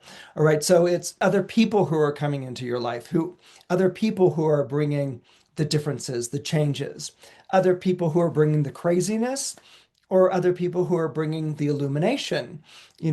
Uranus can be revolutionary, but Uranus can also be revelatory. All right. And so as we meet another person with Uranus going through the seventh house, these are people who are going to rock our world. These are people who are going to really change the way we think about ourselves and we think about life. Now, that's not going to happen overnight or in one encounter, but it could happen like maybe you see someone who's from a different faith or religion or culture or background, and people say, no, you shouldn't see this person, and things like that. And you're thinking, well, maybe I shouldn't, but you still want to. And then you get to know that person and their different faith, their different culture, their different background. Your world has become larger, your world has become bigger, but it's also made you a stranger to the people who did know you. I don't know if you can be friends with someone who votes differently than you vote.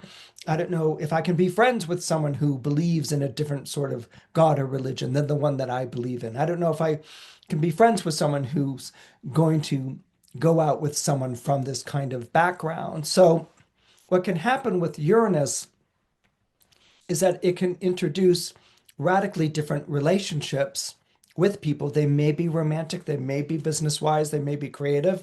They may be where you decide to land or live in the world. But that Uranian energy can also make you a stranger to the people who you were familiar with. That could be family members, that could be loved ones, that could be friends. Uranus can have that kind of a radical impact on a chart. So these are things that are going to take place over a long period of time. And these are things that potentially could carry some very eye-opening moments, like, you know, Aunt Beth. I was always close to Aunt Beth. I could tell her anything, and now she won't talk to me because I want to go out with this person. Or now she's not talking to me because I decided to end a long-term relationship or a marriage. It's these shifts and changes and decisions made in the area of relationship that are going to have repercussions. But the whole point of Uranus is to connect you to what's unfolding in your life. And it's different from a higher purpose. Uranus is really a higher plan.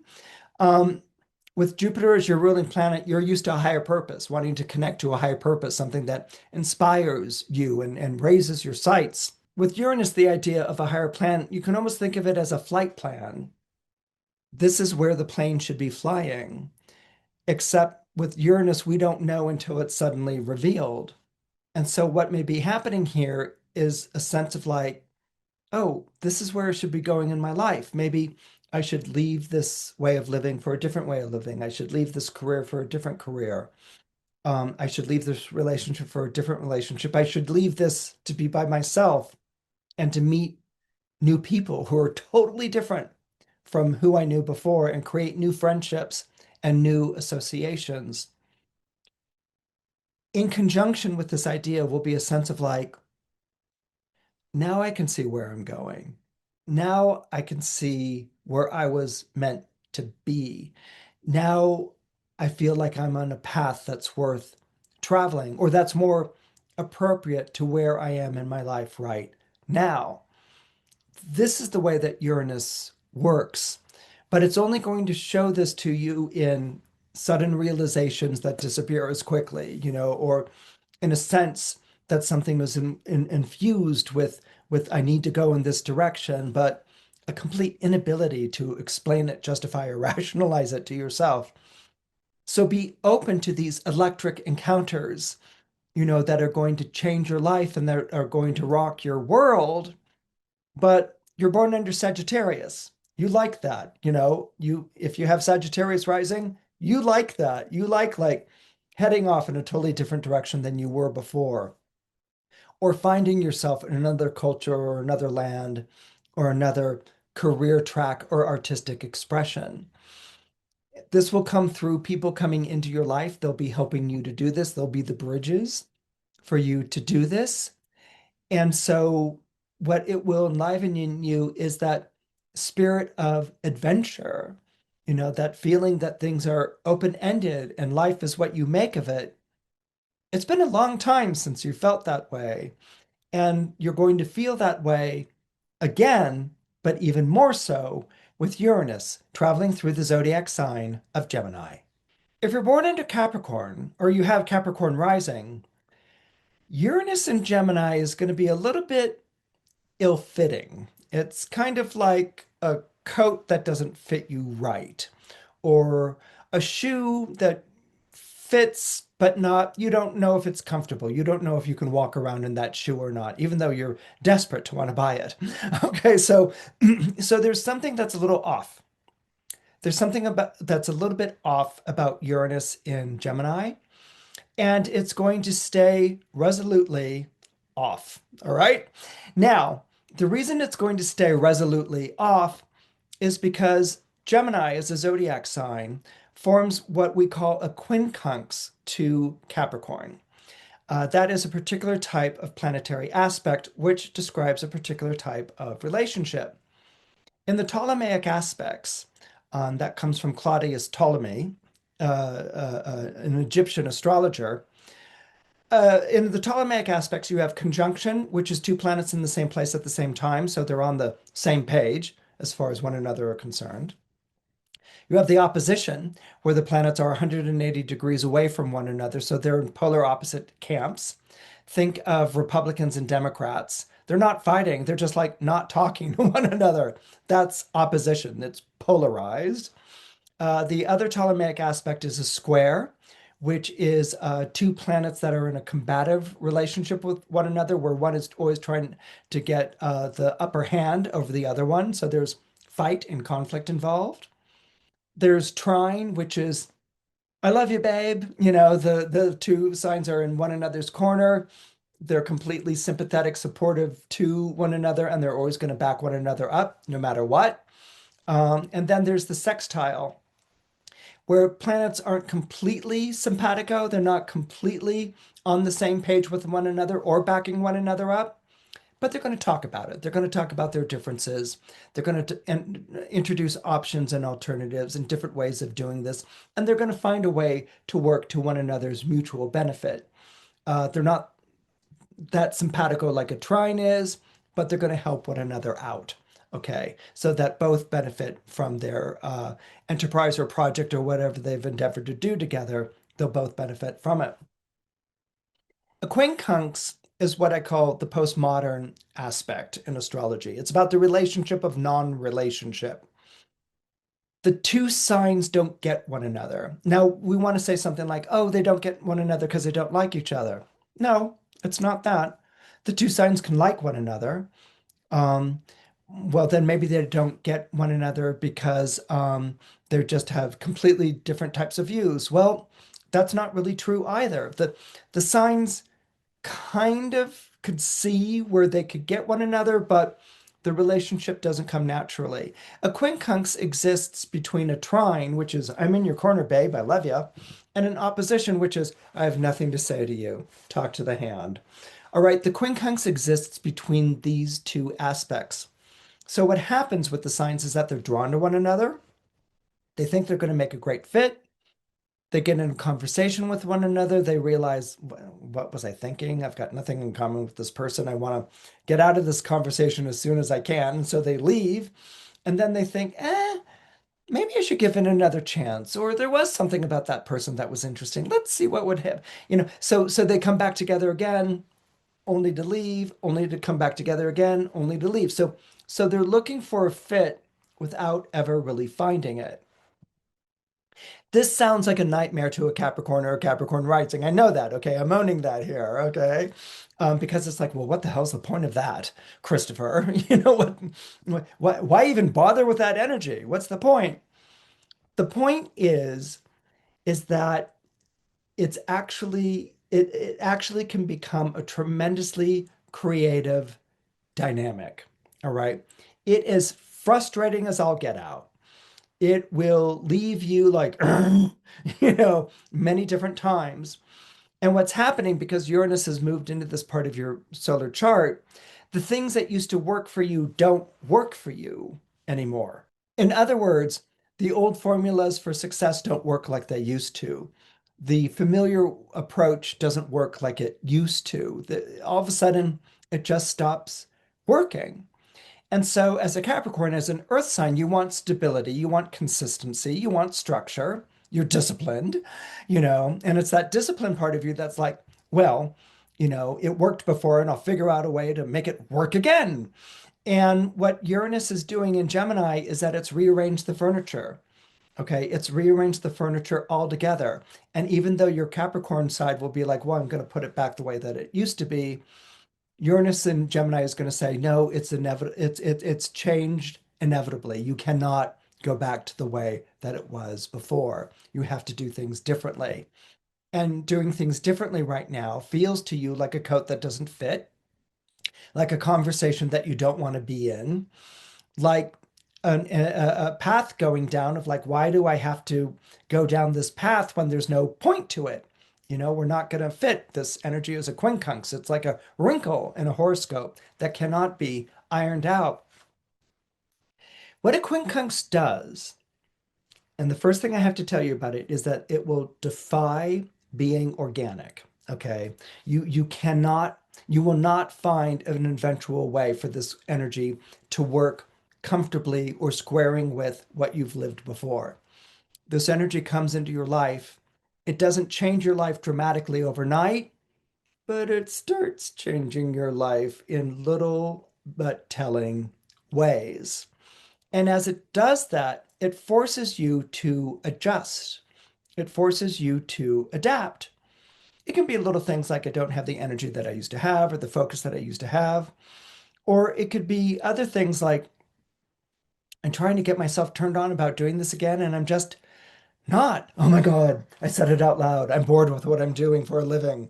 It's like it just sort of slips out, something like that. And then it stays there no matter how you try to rationalize it or explain it away. It sort of stays there. Like maybe you don't like what you're doing for a living anymore, or maybe you don't like this position anymore. That's when you start going through the expectations, the obligations, how people are relying on you.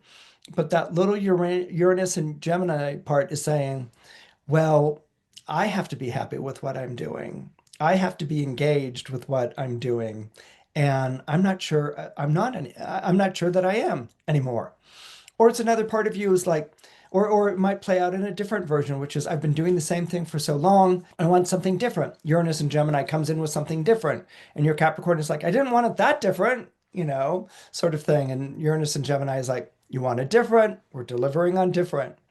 So this is what's sort of taking place in your life. You can't rely on the old expectations. You can't measure things in the way that you used to measure them anymore. Your idea of what is going to be successful or meaningful work it's not going to be what it used to be anymore. You have to find new questions and you have to find new outlets. A way that you can work with this energy is by realizing the difference between the two signs. Gemini is a very young sign. Okay, it rules over, and I'm not saying Geminis are immature or anything like that. It's young. It has a youthful way of looking at things. It's a spring sign. You're a winter sign. You've always had an older way of looking at things, or a more responsible way of looking at things, or a paternal way of looking at things. You've always been the kid who was really an adult dressed in kids' clothing, that sort of thing. What this Uranus and Gemini is going to do is that it's going to bring back, or maybe even introduce for the first time in your life, youthful qualities like curiosity, play, messing around with something, not having the answers, being open to, what? Being open to living in the moment. As a Capricorn, you like to plan things ahead of time. You've got that plan, you've got the route mapped out, and you're going to be very results oriented. You're an earth sign. Nothing's successful unless you finished it at the end of the day, or you can weigh in the palm of your hand how much money you made. Or you have a result. I went to a pottery class and this is my beautiful pot. Earth signs have to produce a result. Gemini, the result isn't so important. It's the play and it's the experimentation and it's the discovery. Let's go back to that pottery class idea. As a Capricorn, you go to a pottery class and you glaze it and you have this beautiful pot. And you're fulfilled, you're happy, you get to show it off to people. It's gorgeous. Gemini is like, okay, I didn't get around to putting together that pot, but I figured out different ways of like how I could fire that pot or do the ceramics, or I was playing around with the color, or what is a pot and how is it going to appear? Geminis play with ideas, they play with variables, they play with possibilities, and they're not committed to producing that result right away. They're committed to the experimentation. They're committed to the discovery. They're committed to figuring things out. And once they've figured something out, what would it be like if I threw it all into a mess again and had to figure it out again? I mean, they're engaged in that continually. And that's an energy that would work with you right now very, very well. It's the idea of learning as you go. Okay. Instead of I've set out a place that I need to be or a result that I want, being more open to I'm learning as I go, you know. And but you're not going to be completely open-minded about it. You're a Capricorn. You're like, I'm learning as I go. Okay, well, I do know that when I did this, it worked out successfully before, so I'm going to do that. And then, no, learning as you go is just sort of like, okay, hit me. Here we are in this moment. I'm learning this, and I'm going to see where it goes, if it goes in that direction, that or that way. It's the need to have that pot isn't so important as the different ways that you could design or envision that pot in your pottery class. So if you can embrace this learning as you go, that's what the planet is prompting you to do. So that will become more and more of an available energy in your life. A quincunx never resolves itself, it never integrates itself in the chart. But that wrinkle I've seen appear or manifest as a creative process in people's horoscopes. That's why I see it so many times in the charts of artists or athletes or scientists, because an artist is always reworking what they do. If an artist is told, here's your hit song, that's it. Here's your masterpiece painting, that's it. Here's your creative endeavor, that's the best it's ever going to be. The artist would be completely, deflated, failed. It's the idea that, you know, I can do something different. I'm involved in a creative process that's going to produce different things. And that's what keeps the artist going. Sometimes it's even I hate, Picasso and the blue period. I hated that blue period. I was much more happy with cubism, type of thing. That wrinkle, that not being able to, sit in something formulaic consistently because it's always inventing, like a Picasso, a Matisse, or a Frida Kahlo, or Kata Kolowitz. It's oh wow, there's Georgia O'Keeffe.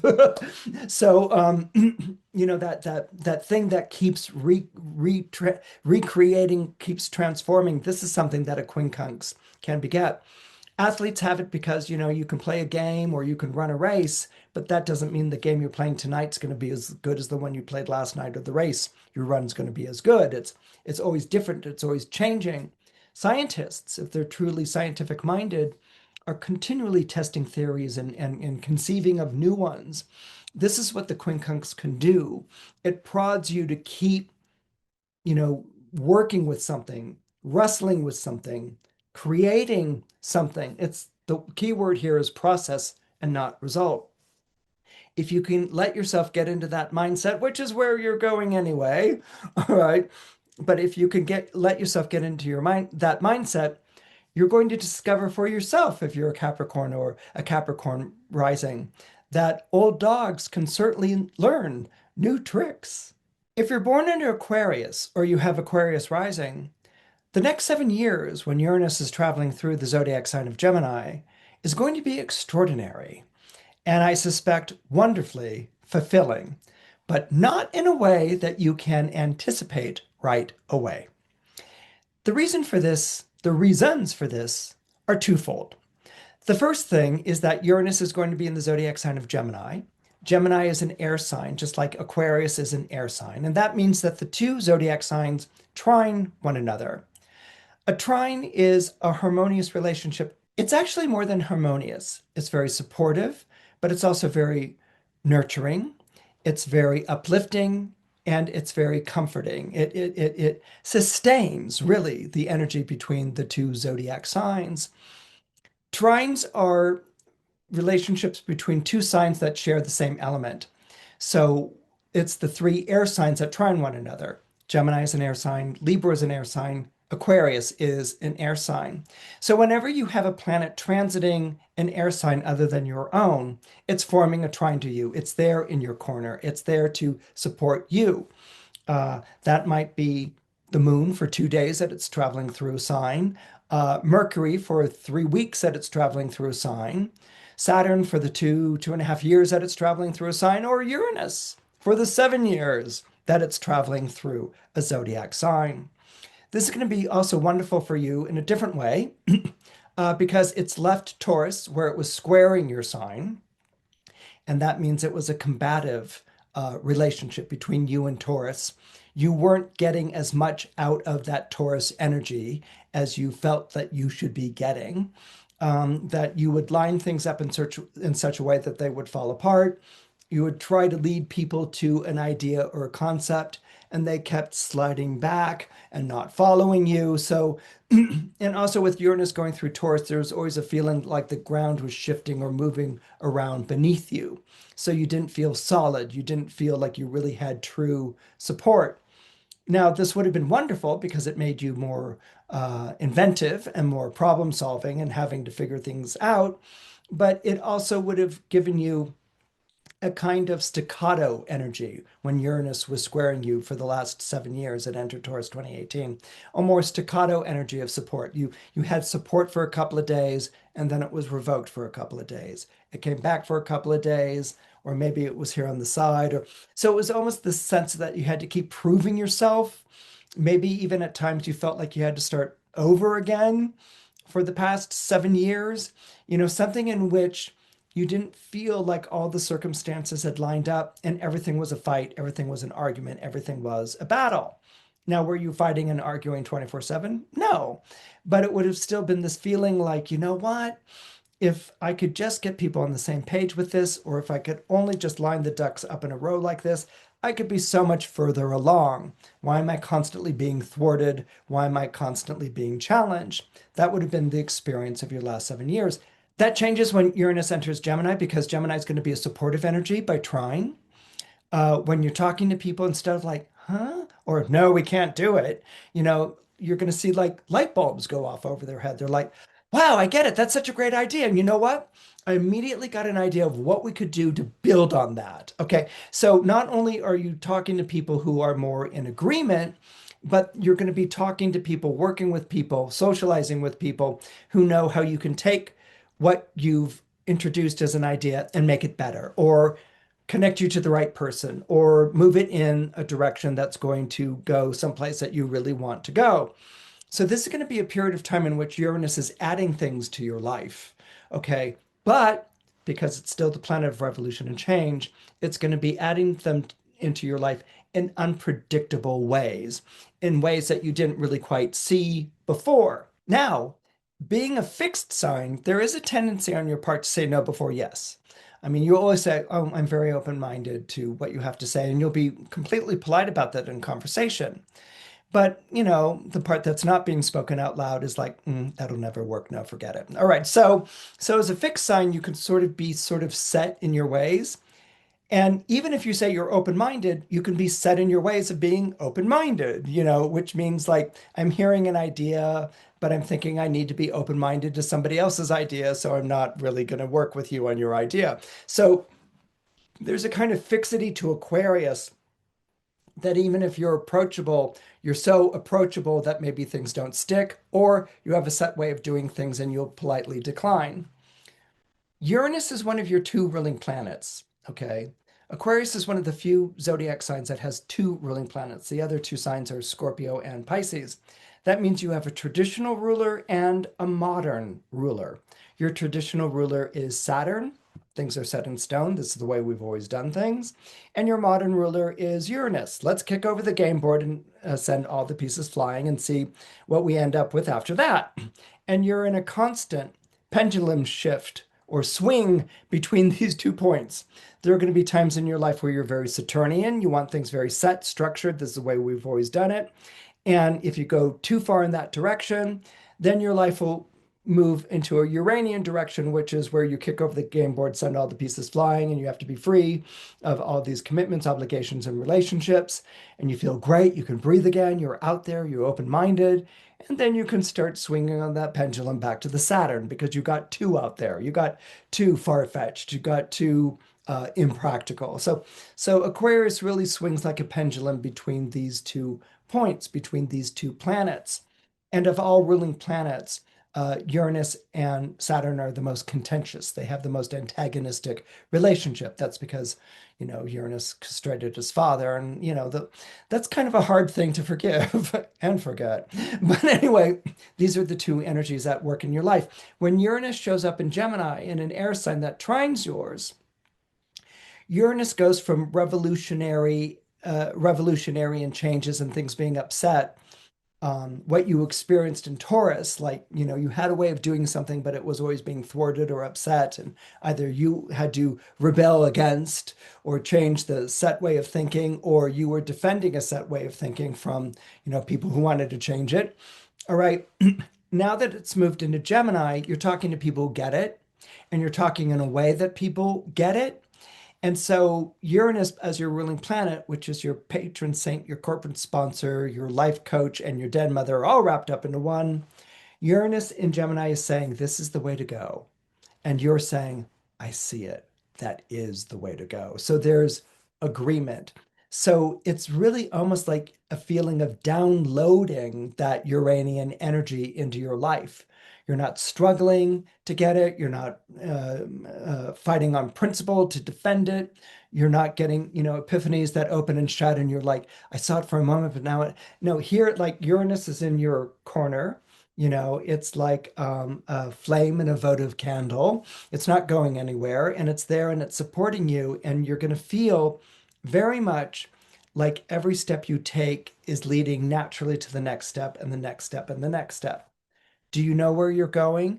Probably not. Okay. Over the next year or two, you may be like, I have no idea where I'm going, except I'm moving from one situation to another.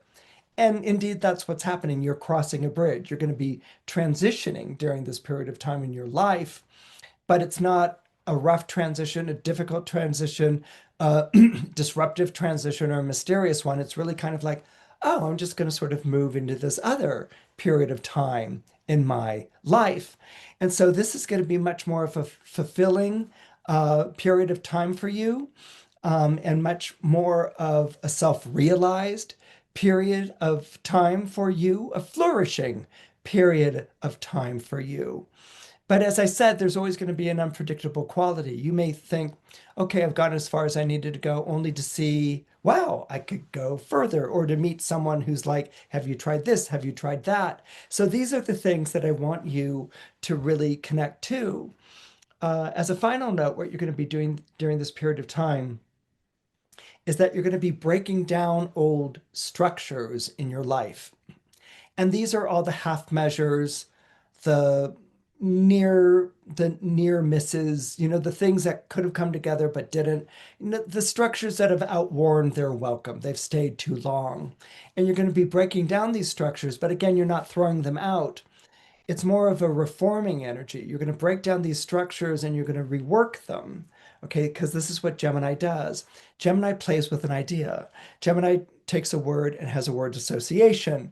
Gemini has a very playful, in the moment, spontaneous type of quality. And so it doesn't just throw something out to throw it out. It's kind of like, oh, what if we added this or took away that? And so that's going to be more this idea of breaking down old structures and bringing up I want to say a newer way to do it, but it's really more like breaking down old structures and releasing what that structure was all about. Okay, so it's really kind of liberating the meaning from an idea so that you can play around with what the idea is itself. I know I got really sort of abstracto there, but I'm really talking about rearranging what's in front of you and experiencing for the first time in a long time in your life of it clicking together and making sense and actually having an effect that moves you forward. So as I said, this is going to be a very fulfilling period for you. It's going to be a flourishing period for you. That's a word that I keep returning to, where you're going to see a lot of your aspirations realized, but you may also see the introduction. It's going to be a period of time where you may see a lot of your aspirations realized, but it also may be a period of time in which new aspirations are being introduced, things you never even thought of before, and you having a fascination for that and seeing also those take wing and fly. If you're born under Pisces or you have Pisces rising, Uranus entering the zodiac sign of Gemini may have a bit of an uprooting feel to it. You may feel a little bit like the rug has been pulled out from underneath you. The reason for this is that for the past 7 years, when Uranus was traveling through the zodiac sign of Taurus, it was forming a sextile to your zodiac sign, Pisces. In astrology, we have two genders. That was pretty much the word that was used until recently when that's been sort of reworked. But you had your masculine signs and your feminine signs. They were also referred to as your day signs and your night signs, or your yang signs and your yin signs. And the masculine signs, the yang signs, were the air and fire signs. And the yin signs, or the feminine signs, were water and earth. And water and earth get along because they're very nurturing. Uh, think of planting a plant. You plant a plant in a pot of soil, or you plant a plant in the ground, and it needs water in order to flourish and to live and to grow. And this is what the water signs do with one another. They support one another, but they also nurture one another and they grow with one another. And with the sextile energy, although it's not as simpatico as a trine energy, it's nevertheless an energy that protects, that nurtures, and that grows, brings about growth. So when we had Uranus in Taurus and it entered Taurus in 2018, it was sextiling the Pisces energy. So even if you had rough bouts, like for instance Saturn in Pisces, or the square of the eclipses in the early 2020s, um, even if you had rough bouts where you felt like you were being derailed, that sextile energy, that Uranus in Taurus energy, always brought you back on track again. It might have been in a different way, or you might have been picking up the episode you were watching a little bit later because, it didn't record correctly, but it put you back on track again. So this on track energy has been something that has been a part of your life for the last 7 years, no matter how much you got pushed off track or difficult or challenging things happen, you were brought back online, essentially. That's what Uranus and Taurus would have done. Now that Uranus has moved into Gemini, it's forming a square relationship to you. And squares are combative relationships. They're relationships in which planets and signs that square one another are trying to get the upper hand. They're fighting, they're arguing, they're trying to get the upper hand. They're so convinced that my way is better than the way that you're doing it. It's not like an opposition where it's like my way or the highway. It's either like you're on my side or you're not. And if you're not, I don't want anything to do with you. That's an opposition between planets. A square is like, but don't you see how this could be? It's fighting for what it wants. And the other side is like, no, no, I don't see it how it can be. And leave me alone. And the square's like, I'm not going to leave you alone because you have to be able to see that. So a square is engaged.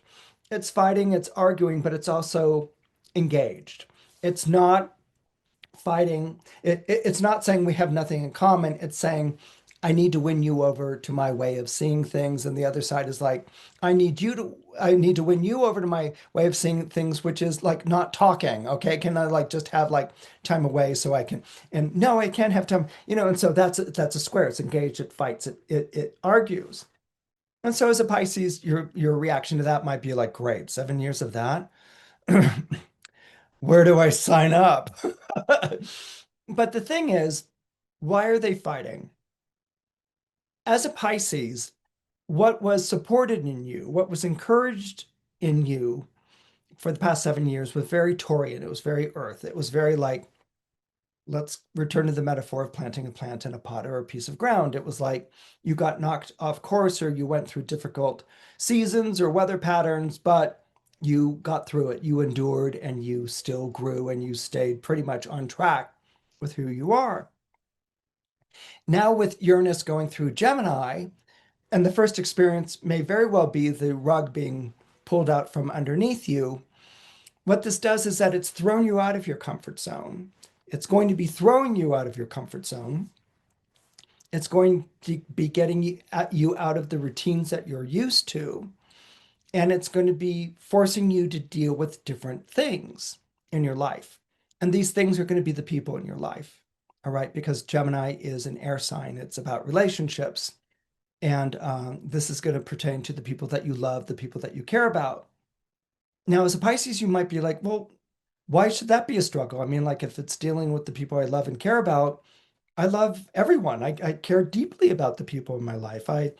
Why should that be a struggle? What you're going to be discovering, if you haven't already discovered, is that the people in your life love you, but that doesn't necessarily mean that they're getting along with you right now, or you're getting along with them right now. You can love someone. You've had those moments. You can love someone and then you can not like them. In other words, I mean, how many times have you said to a friend or a loved one, I love you, I will always love you, but right now I really don't like you. Okay, that's a natural human condition. And this is something that's going to be coming to the fore right now in your life. And that might be because of disagreements or disputes or fights, but it might also be because you're heading in a different direction in your life, or a loved one is heading in a different direction in their life, or a friend is heading in a different direction in their life. And so, as a water sign, you might want to bring them back to the way things have always been, to what you feel is their relationship, what you feel is their friendship.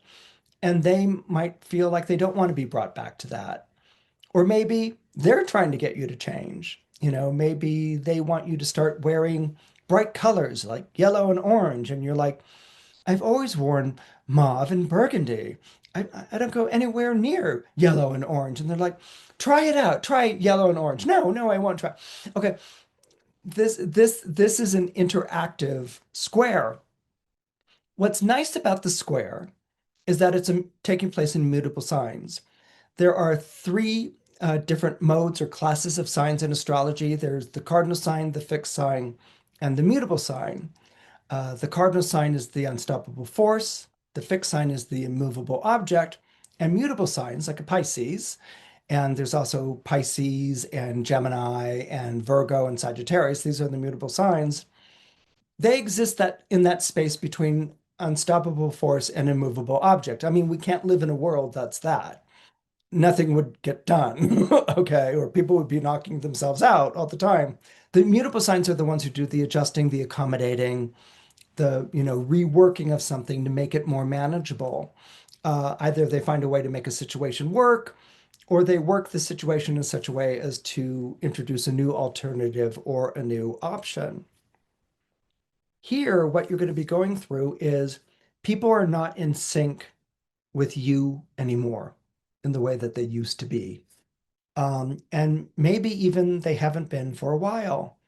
Bear in mind, we're dealing with the square, so maybe you're not the one who's in sync with people in the way that you used to be, and now that's moving from guilty secret to open declaration. All right. So what's nice about a mutable square, it's the lightest of the three types of squares, is that because of the mutable nature, you're trying to work something out. Okay. If it were a cardinal square, it would be like, you know, colliding with one another, unstoppable force. It was if it were immovable objects, a fixed square, it's like I'm not budging, so they're not talking or relating. Mutable, they're trying to figure out how to work it out. Are we arguing or are we fighting? Are we fighting or are we arguing? I'm not upset. It's just I'm, in the spirit of debate. They're working out different ways to communicate to one another. And so that's engaging. Mutables aren't really into like I won and that's it. If they win, then they want to play again. That's certainly very evident in the zodiac sign of Gemini. It's like I won this round and now let's play again. Let's go at it again. So the square is that the Gemini energy is going to be working to get you to recognize that certain relationships and associations are changing, and that what's being asked for in the relationship or the association is a fresh way of engaging with one another, not one that comes from your comfort zone, that comes from your history, comes from the way that you typically respond to one another. Something that puts you in the moment, something that becomes very spontaneous, something in which there's give or take. These are ideas that are very Gemini. Gemini is a very playful sign, and it's a very in the moment sign, and it's a very youthful and expressive sign. Pisces has a profundity to it, and it has a maturity to it, an oldness to it because it's a winter sign. Gemini is a spring sign, so it's younger, and Pisces is kind of older and more set in its way, and maybe even a bit fatigued, or I can't really change, or life is nothing but change. And Gemini is like, you can't say life is nothing but change. Life is changing. We're changing every moment. Every moment we're different. So Gemini is more engaged in the spontaneity of moment to moment living, whereas Pisces is more life and existential, and everything's change. So Gemini is fighting for the specificity, for the differentiation, for saying this instead of that, which is not a typical Piscean response.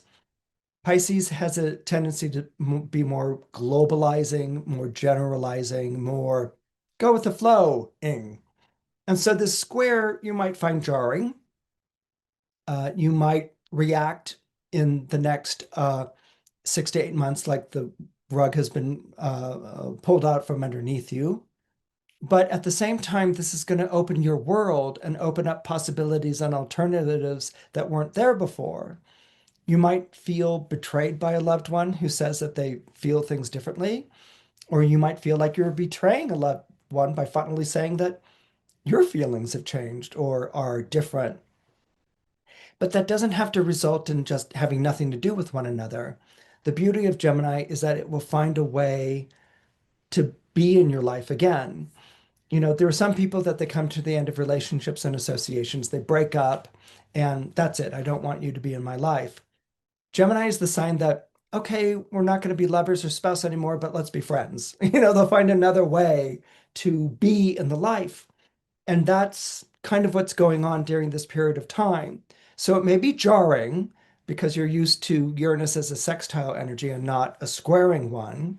You may even deny all the new ideas that are being brought into your life, but they're going to keep coming back into your life with people, and they'll be phrased or repackaged or reworked in different ways so that you hear them differently. And so actually over this period of time of the next 7 years, a lot of ideas and notions that you would have thrown out immediately may circle back into your life, and you might find a new way of hearing and listening. And of course, with a new way of hearing and listening comes a new way of relating.